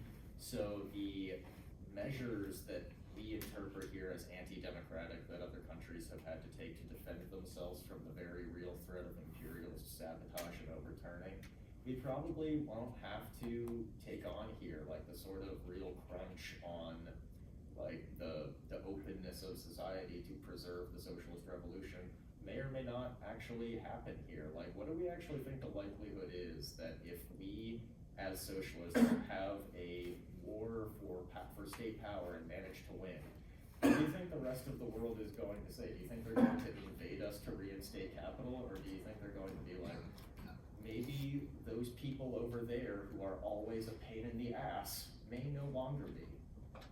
Like, I don't think that we have the same set of obstacles that are going to have to force us to pick and choose which parts of democracy we want to work with and which ones we want to build and develop and which ones we have to hold off until later. I think being in the imperial core means that we're going to have an entirely different set of enemies coming down on our new republic, but I don't think that, one of them is going to be all of those various forces that the United States government has been able to mobilize globally throughout its history. I think by the time that we are in a position where the conquest of state power is a practical possibility, most of the most severe enemies that our new republic will have to deal with are all going to be within our borders. I think the rest of the world has had such a thoroughly painful experience with us that they would rather just keep themselves out as much as they can.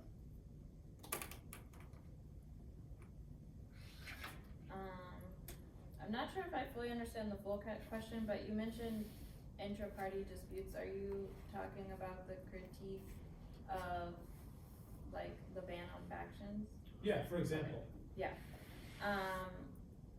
I mean, definitely Marxist Unity Group, I would disagree with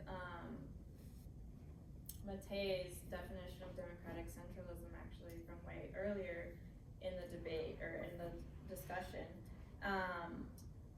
I think having factions even within the party, like within DSA now, is very important, and that is how you maintain healthy democracy. I think the ban on factions is, I agree, like that does lead to bureaucratic centralism, not democratic centralism.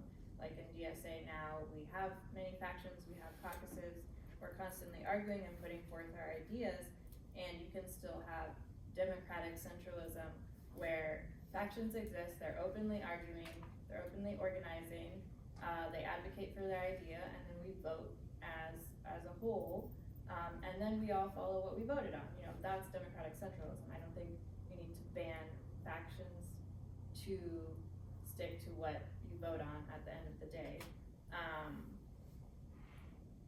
Yeah, I hope that I'm actually not sure Matei disagrees with that basic idea. Yeah, the of- process that you lined out is definitely democratic centralism to a T. I would just point out the historical causes of why the Bolsheviks had to institute the anti-factional policy, but I don't know if that's the scope of this question right now, but at the end, like when it came down to was the Soviets were in, or the Communist Party was in a position where it was incredibly difficult to focus its forces and be able to deal with the onset of multiple enemies and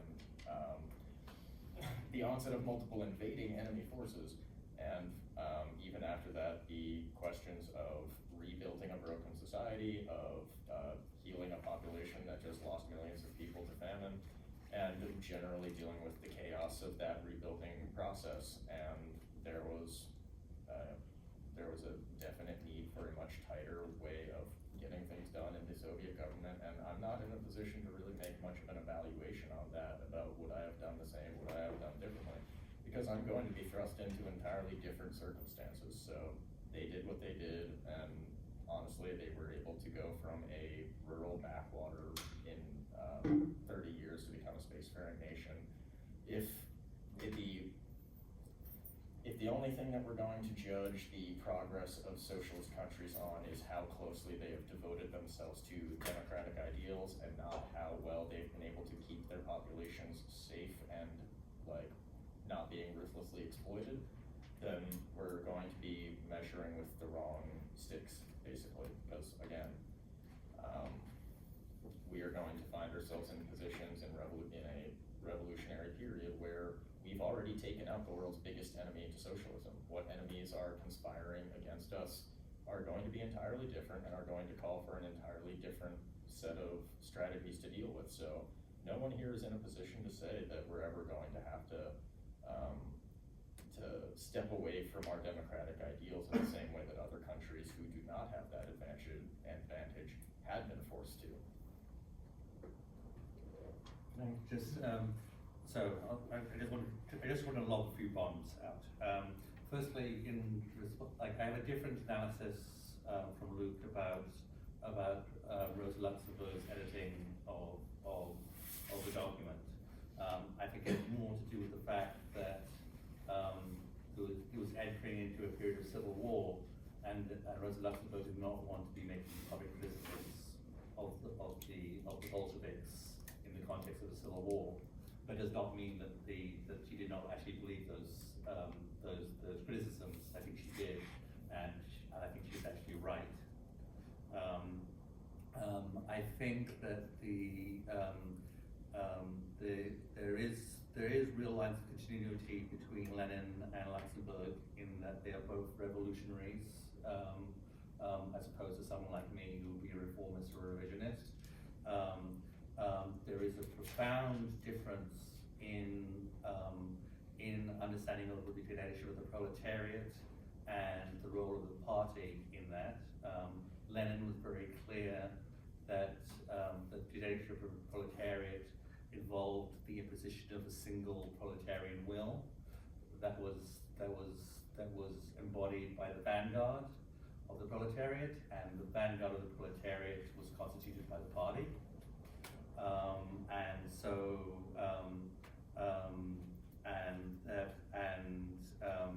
Therefore, it is noticeable that the restrictions on the left Mensheviks and the other non-Bolshevik Soviet parties actually happened primarily after the Civil War was over. What happened was that war communism was seen not to work, and so Lenin and the Bolsheviks shifted towards a new new economic policy, and all the Mensheviks and the SR said, ha ha ha ha, you see, we were right all along. You're now adopting the policies that we said you needed to adopt. And Lenin said, by saying that, you were threatening the revolutionary dictatorship, and we had to put you in jail. So it was not the suppression of liberal freedoms for alternative leftists was not during the Civil War. It was after the Civil War, and it had to do with the maintenance of the rule, and was justified, and it's coherent and it's principled. Like only the vanguard of the proletariat represented the true proletariat. Backward sections of the proletariat represented the reintroduction of ruling class rule. Therefore, it was entirely appropriate to defend the revolution to suppress the free speech of backward parts of the movement. I mean, this relates to the whole question about whether Lenin was a liberal, which I think he clearly wasn't. Lydia? Yeah, sure. Thank you. I'm going to try to make sense of the question. It's been changing. And I'm trying to get at the same. Could you maybe speak up just a bit? Oh, sure. I'm trying to get at the same generational differences that Andrew was trying to approach. But I wanted to ask about your relationship to Marxism. And I think the way it appears on this panel is with Tom, there is very clearly a critique of Leninism in relation to, you mentioned Kronstadt, you mentioned the Constituent Assembly, you mentioned all the, and a very definite critique of Stalinism. And there's this, which jars against Matei's view. And I think, Tom, you're kind of, it isn't necessarily an original view. I think you'd agree, you're kind of voicing the left's own critique of Stalinism and Leninism through Harrington, through Shachtman, yeah. And so it's not, it's not kind of a position, but you're really kind of speaking from your memory and experience as a leftist. And so you don't quite know, very honestly, whether Marxism is relevant at all. With Matei, it seems to be a very different relationship with Marxism in the sense that you just defend Marxism's wrongs, in a way. If I'm saying that Tom is speaking from the perspective of the left in some ways, speaking to real historical experience, that critique of Stalinism that Tom is giving voice to, you simply disavow.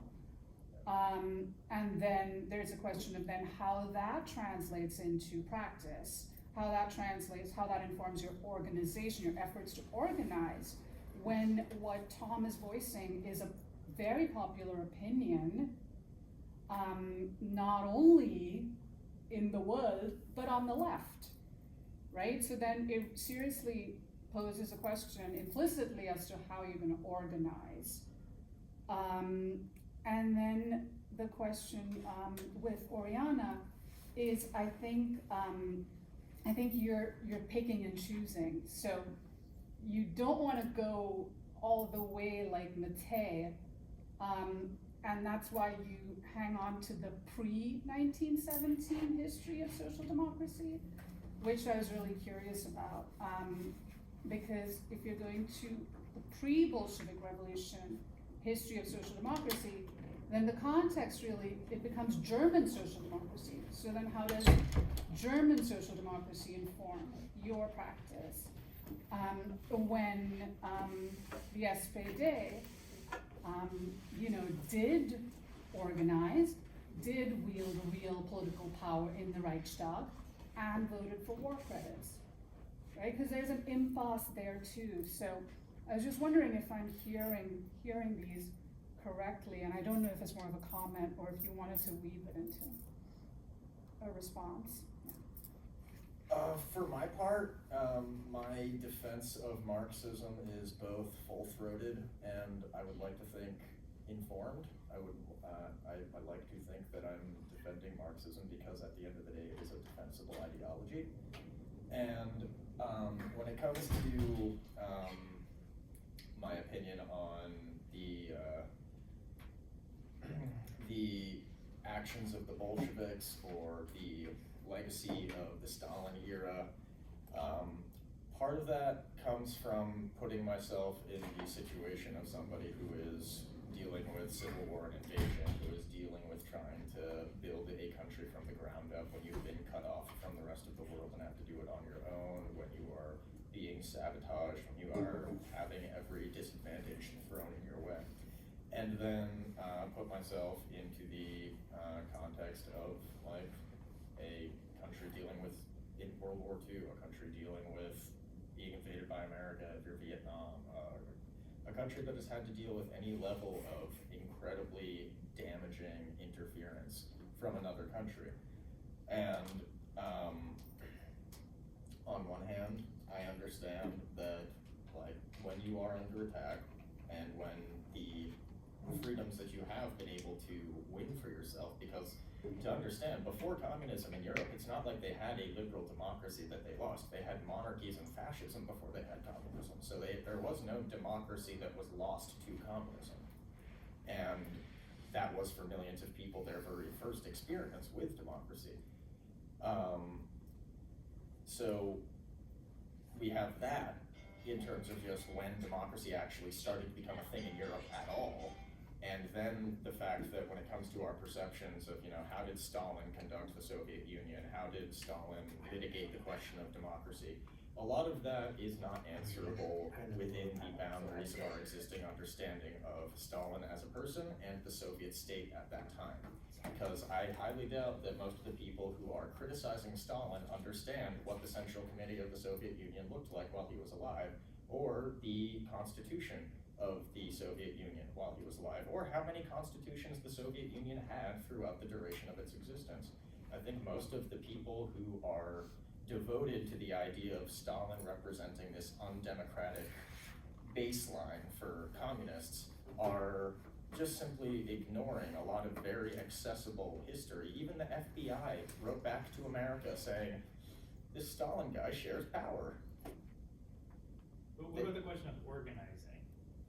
I don't know if you answered But that. like, how do I organize people with this full-throated devotion to Marxism, accepting its controversies, answering for, if you want to call them that, crimes?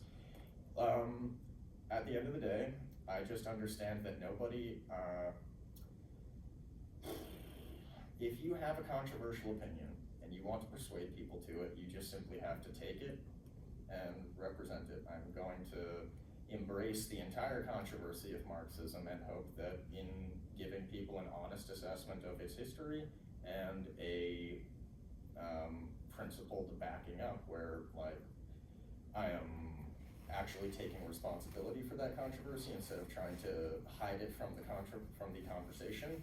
I like to think that that is a much bigger endorsement of my confidence in Marxism than an attempt to only keep your attention fixed on the parts of Marxism I like while skirting the conversation away from those controversial parts that I don't want to go to the trouble to defend or explain. So I think I have better luck just being honest with people about Marxism than people who are only trying to communicate Marxism in half-truths. Others? Or another question? I'll just briefly, say, I think, you call it picking and choosing, but I call it like learning lessons from the past, right? I think Matei was talking about like all these reasons that the Bolsheviks made these decisions and all of that, and we can look at, that's the point of looking at history, I think, is to figure out, okay, these look like mistakes that happened. These were mistakes that were made, and maybe they were inevitable, like maybe we wouldn't have made any different decision. But we can make a plan to try and act differently and uphold different principles now. And, you know, yeah, like I am inspired by pre-renegade Kautsky. Kautsky changed his mind and, you know, became a warmonger or whatever, but that doesn't mean I now support voting for imperial war budgets. So yeah, I think that's my main thing. I also just thought it was a funny what's it called? A funny anecdote. You know, the SPD video game that was around the internet recently. Me and my comrade Josh played it, and we tried to stick to Marxist Unity Group principles the whole time and make different decisions than were made. And we did end up winning the game on the first try. So just putting that out there. I'll sit there. I mean, I think that in answer to this question, I think that my generation, you know, we were sort of shaped by a sense of Marxism being in crisis. I remember that, you know, the sort of, I grew up in England, and there was a lot of interest in a journal from the Communist Party of Great Britain, the official Communist Party, not called Marxism Today. And the joke was that the only Marxism that you'll find in Marxism Today is in the title. Because it basically went into a whole, it started with sort of like introducing Gramsci, and then basically critiqued the whole of Marxism, and ended up there was nothing left. And you know, it is like somebody of my age, it was simply not possible for us to articulate a traditional Marxism of the kind that Oriana and Mattei have suggested, for many of us. I mean, there are obviously exceptions, but for the standard academic, you know, lefty on campus, who was sort of like reading about academic Marxism and so forth and so on, like we wouldn't have been capable of adopting those positions. We just sort of like, it just couldn't have happened. And it is a fascinating thing to me that the generational experience is such that that's reversed. You know, I have no sense listening to Oriana or Mattei or young people, there's a sense of that Marxism is in crisis. That doesn't seem to confuse. That just seems silly. That's just old people being cowardly. And it's a remarkable generational difference. And you know, sort of, I think an intellectual historian would have great fun in trying to basically tease out what lies behind that. So Alex in the back? Yeah. And just to say, I want us to get out of here by 7:30, so maybe just 2 more rounds of questions. So, Okay. So yeah, the question there's been like a single thing that's been kind of going through my head that nobody's really brought up yet, and it might be too much of a can of worms to bring up at this point. But it's just the media. Like I don't think it's super controversial that one of the big things that Marxists, or maybe Marx even, like failed to anticipate was you know, the capitalist class's ability to manufacture culture and manufacture consent against you know a different kind of system than what we have now. And I think that to some extent that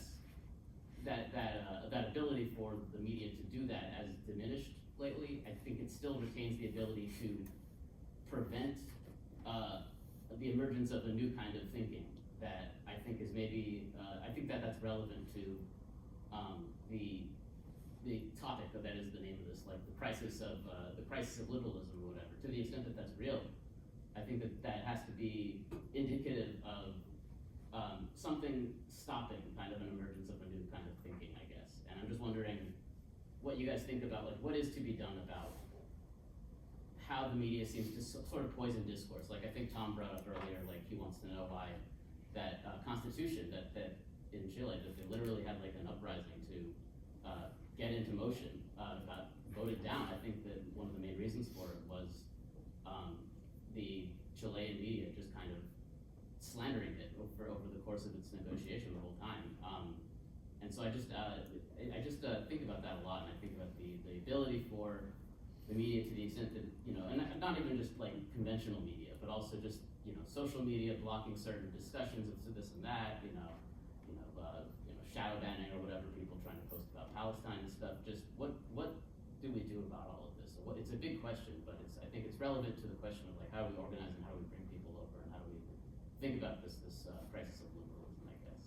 It's an open question. I can't turn it into a specifically pointed thing, but yeah. Well, there is, fortunately, and this is what's so great about being a communist today that must have made it awful to be a communist before the internet, is that there is, first of all, a lot of left-wing independent media creation and independent media teams. Like there's Means TV, there's a bunch of like YouTubers, and they all work together. It's all very great stuff.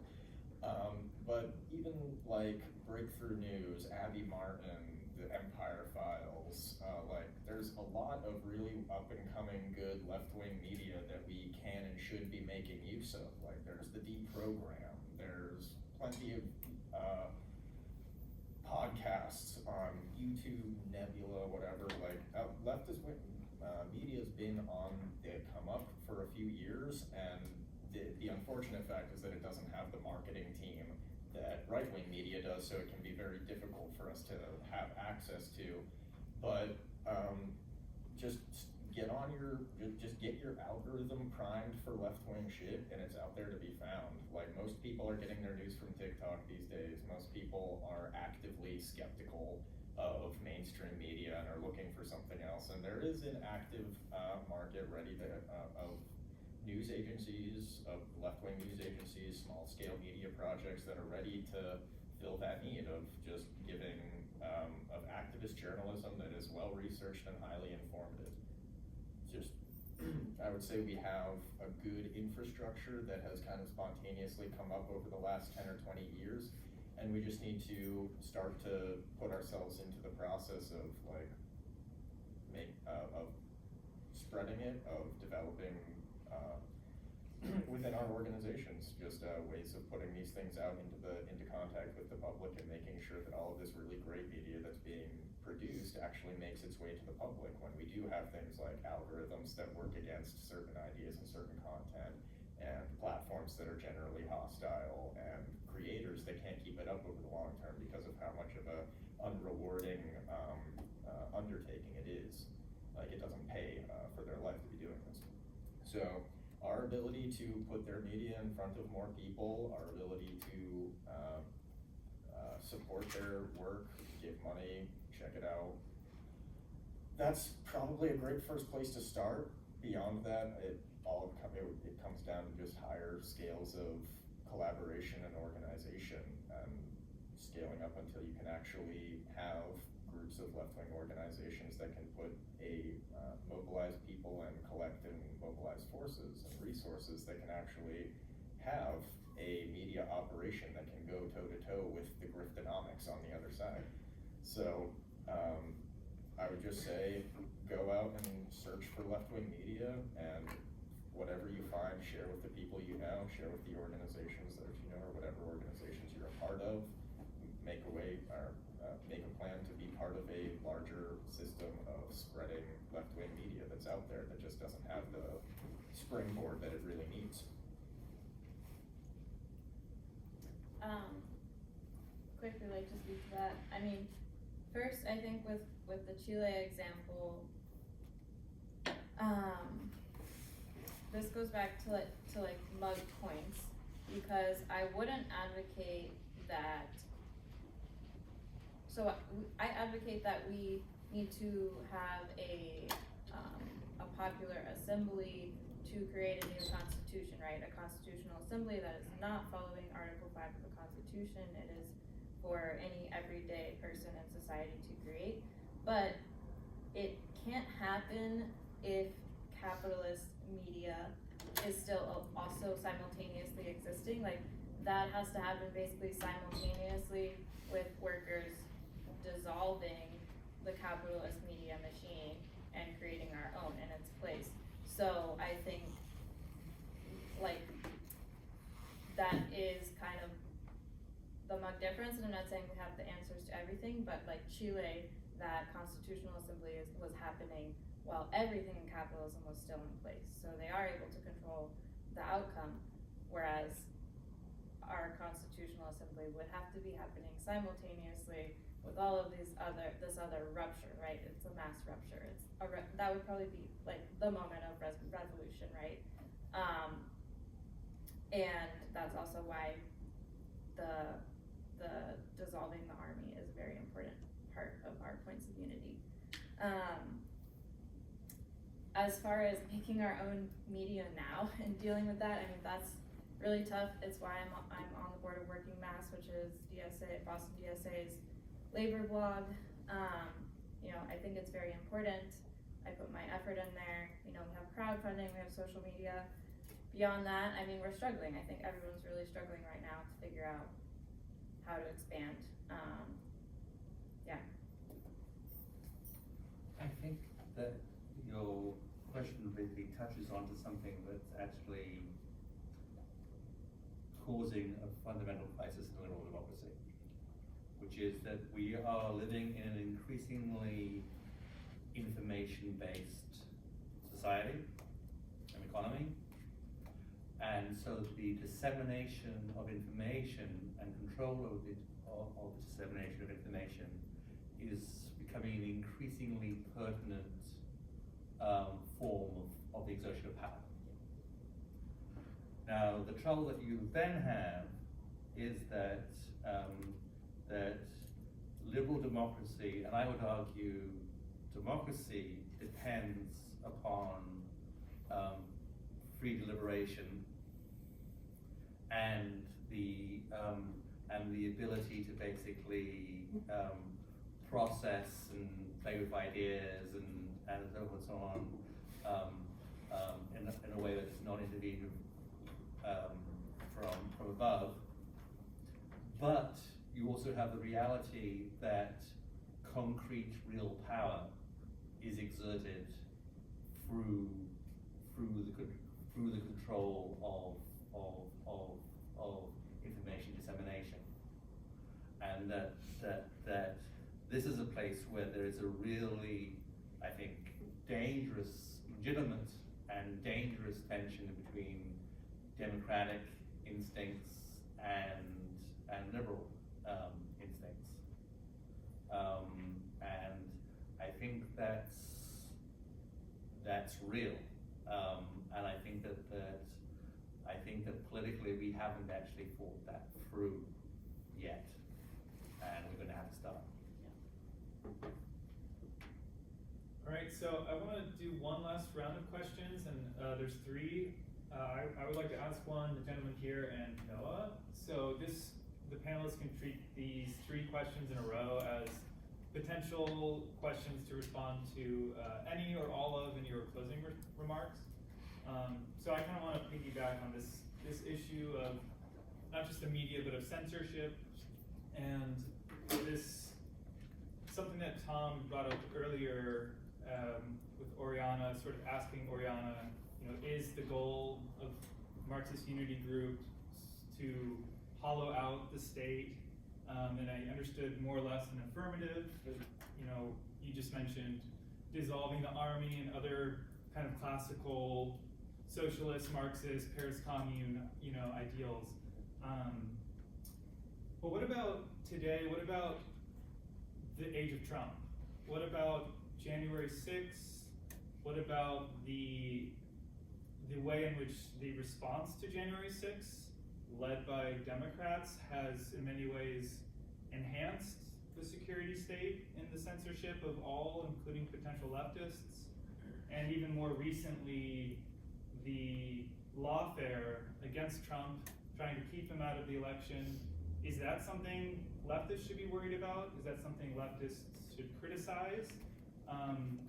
Is holding up that mantle of liberalism and criticizing that undermining of liberal civil liberties worthwhile as leftists? Why or why not? And so, two more questions. Yeah, but first, like a quick comment. Tom, when you mentioned Marxism Today, do you vaguely recall reading one of their digitized archives? Do you believe you might have published future UK Prime Minister Tony Blair one article, so I'll have to track that down. And then I guess my big question is, what do you guys make of the sort of antiquarian and antique doctrine of popular front against existential threats? Tom, you brought up former Israeli Prime Minister Benjamin Netanyahu and former President and possibly future President Donald Trump. I'll try to be very brief. I wanted to expand a little bit on what I thought to be the essence of Luke's question earlier about democracy, because it does seem that there's a sense in which we've taken, the panelists have taken liberalism and democracy to be in conflict, to be oxymoronic, and that the solution to this is to choose democracy over liberalism, not in the sense that we described earlier of the freedom of society, but liberalism sort of as private property was how it seemed to be taken up by the panelists, and that we choose democracy over private property. Not as the end goal, as Matej pointed out, but as perhaps the tool for the job, the preferred means. But it also made me think of Lenin and what is to be done, critiquing the idea of, the tailist notion of supporting broad democracy in the workers' movement on the basis that, when that's like taken up as the tactic, well, actually, it's not beneficial to have every individual worker in the movement voting on, insurance policies for, the organization or what have you. That people specialize, in other words. And so I just wanted to ask, barring the concern of like wartime, because that I think is a separate thing, we can agree maybe, that democracy in wartime or just, any sort of extenuating circumstance that forces you to sort of suspend whatever plan you had in mind, in other words, a tactical retreat, that in 1902, when the Russian Social Democrats are not retreating, but are in fact, very explicitly attempting to advance, that this is still a concern, that maybe democracy is not the be-all, end-all, even as a tool in the moment. I don't know if either of the Marxists on the panel or Tom, if you'd like, could address that. So, but let's just go in the order of speakers. Thanks. All right, I'll try and quickly address two of the questions. As far as lawfare goes, I mean, yes, we should absolutely expect lawfare from the government right now against leftists. We've already seen it. It happens. They, tried to eliminate the position of mayor in whatever city that was in New York when the socialist was going to win mayor. As far as critiquing Trump, I don't care. I don't think we have to say anything about Trump and the liberals' lawfare. Like, I just don't care about any of that. I don't think we have to. We can critique lawfare when it is attacking us. I think that is sufficient. As far as the last question, choosing democracy over liberalism, the thing you brought up about what is to be done, it sounded like what you're talking about is the critique of like intensive participatory democracy, where everyone is like every worker is voting on determining how many chairs are produced every year or whatever, or insurance policies. I'm not advocating that level of participatory democracy. That's why I'll go back to again, the kind of democracy I'm advocating is very specifically a unicameral legislature that also has the executive powers, that we have universal and equal suffrage, that we have short terms for the legislature, and they are immediately revocable if needed by a popular vote, and a couple other things I might be missing, but those are the aspects of democracy. That isn't requiring any sort of intensive participatory democracy where we're all voting on insurance policies, because I agree, I also wouldn't like to do that. I started in that vein, and when I was a younger leftist, that was kind of what was being proposed, par econ, and I don't think it's very practical. I don't think most people want to do it. So that's my answer to that.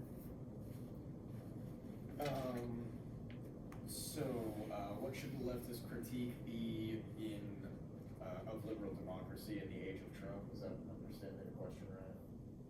And should leftists be concerned about the lawfare that's perhaps being used in January 6th against certain conservative right-wing people and now against Trump, but potentially could be used against anyone, including socialists and leftists? Yeah, I would say that just because the liberal republic is being attacked by an overt fascist doesn't mean that we should make it the task of socialists to defend the liberal republic. I think we should understand that the liberal republic, whether it's being attacked by a fascist or whether it is being attacked by us, it is going to be something that we want to replace anyway. So if it's under attack from fascists, why not just focus on the question of, okay, how do we get all of our forces of socialist organization into a wide enough conversation that we can start to take questions like dual power and state power and how to acquire it more seriously, instead of being insular organizations wound up in our small micro communities. Why not actually start talking to each other and discussing, how does a state work? How does a state get built? How do we go from mutual aid projects and educational discussions to regulating and governing a society? And start to acknowledge that we already have hundreds and even thousands of people asking themselves those questions without yet arriving at definitive answers. But we could very well start to wind up on those answers if we actually started to coalesce the forces of the left.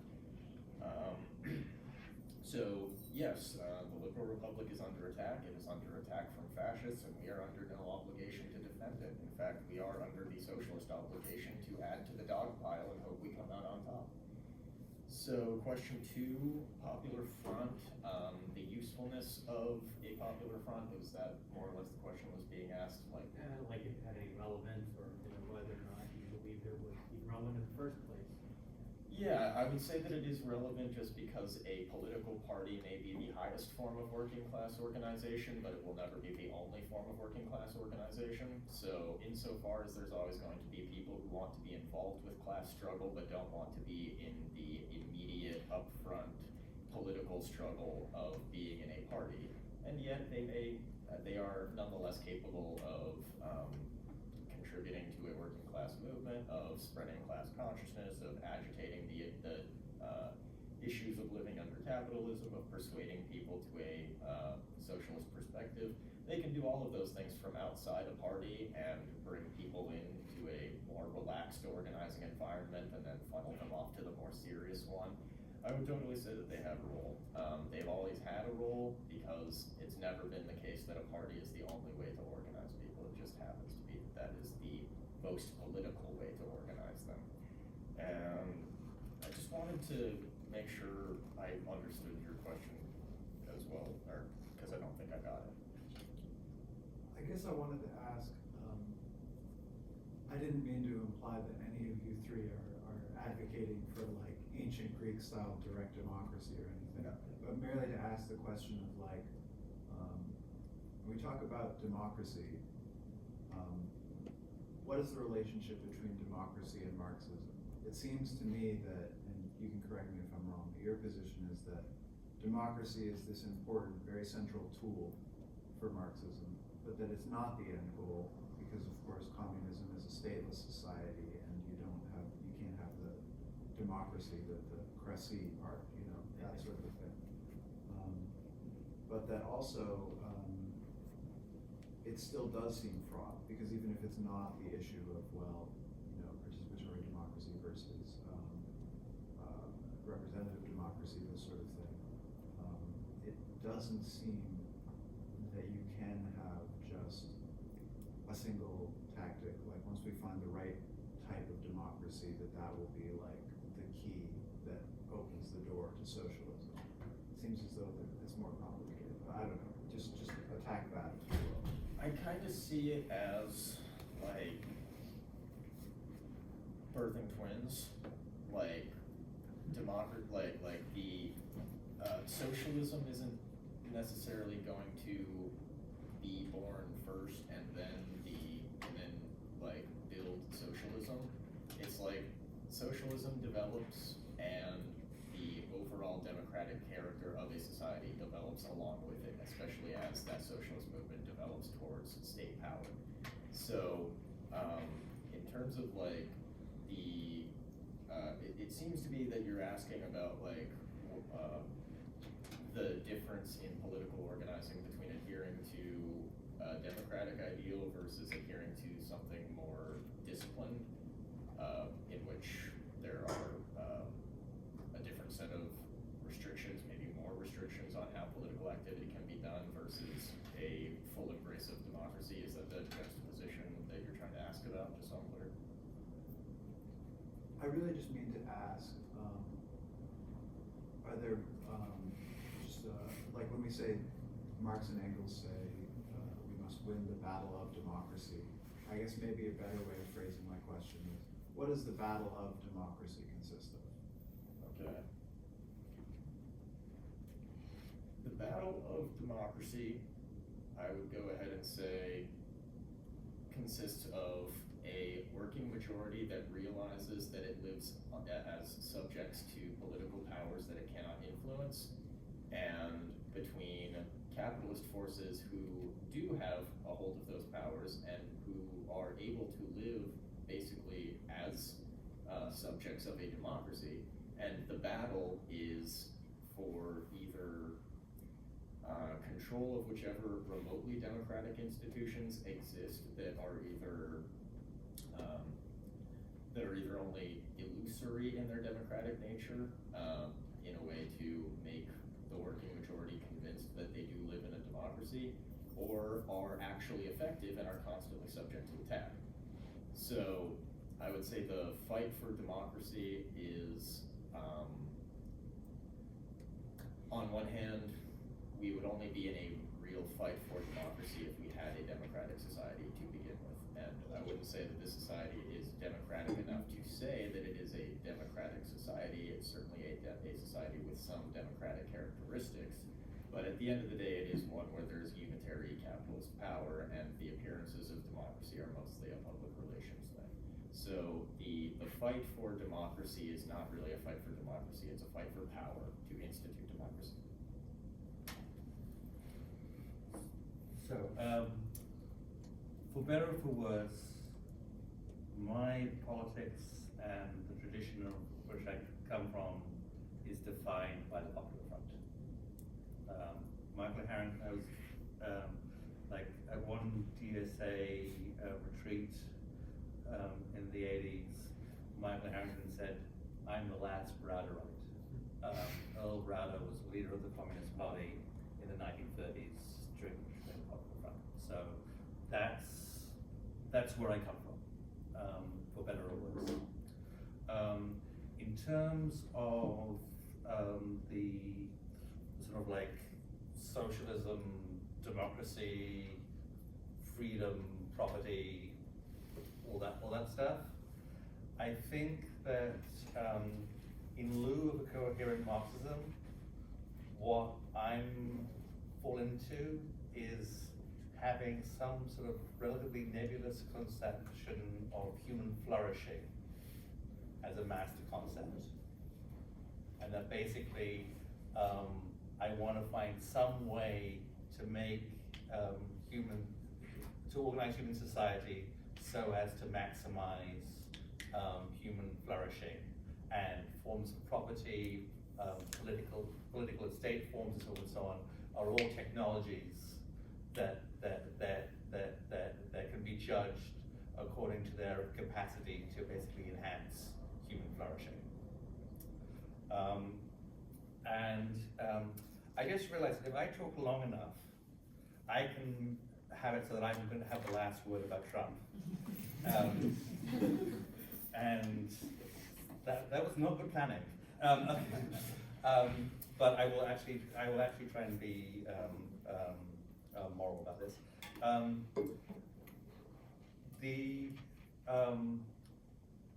There are two ways in which a liberal democracy can fail. There are at least two ways. I'm going to talk about two ways. Among the ways, nobody expects the Spanish Inquisition. Let's see if anybody gets that. Anyway, among the ways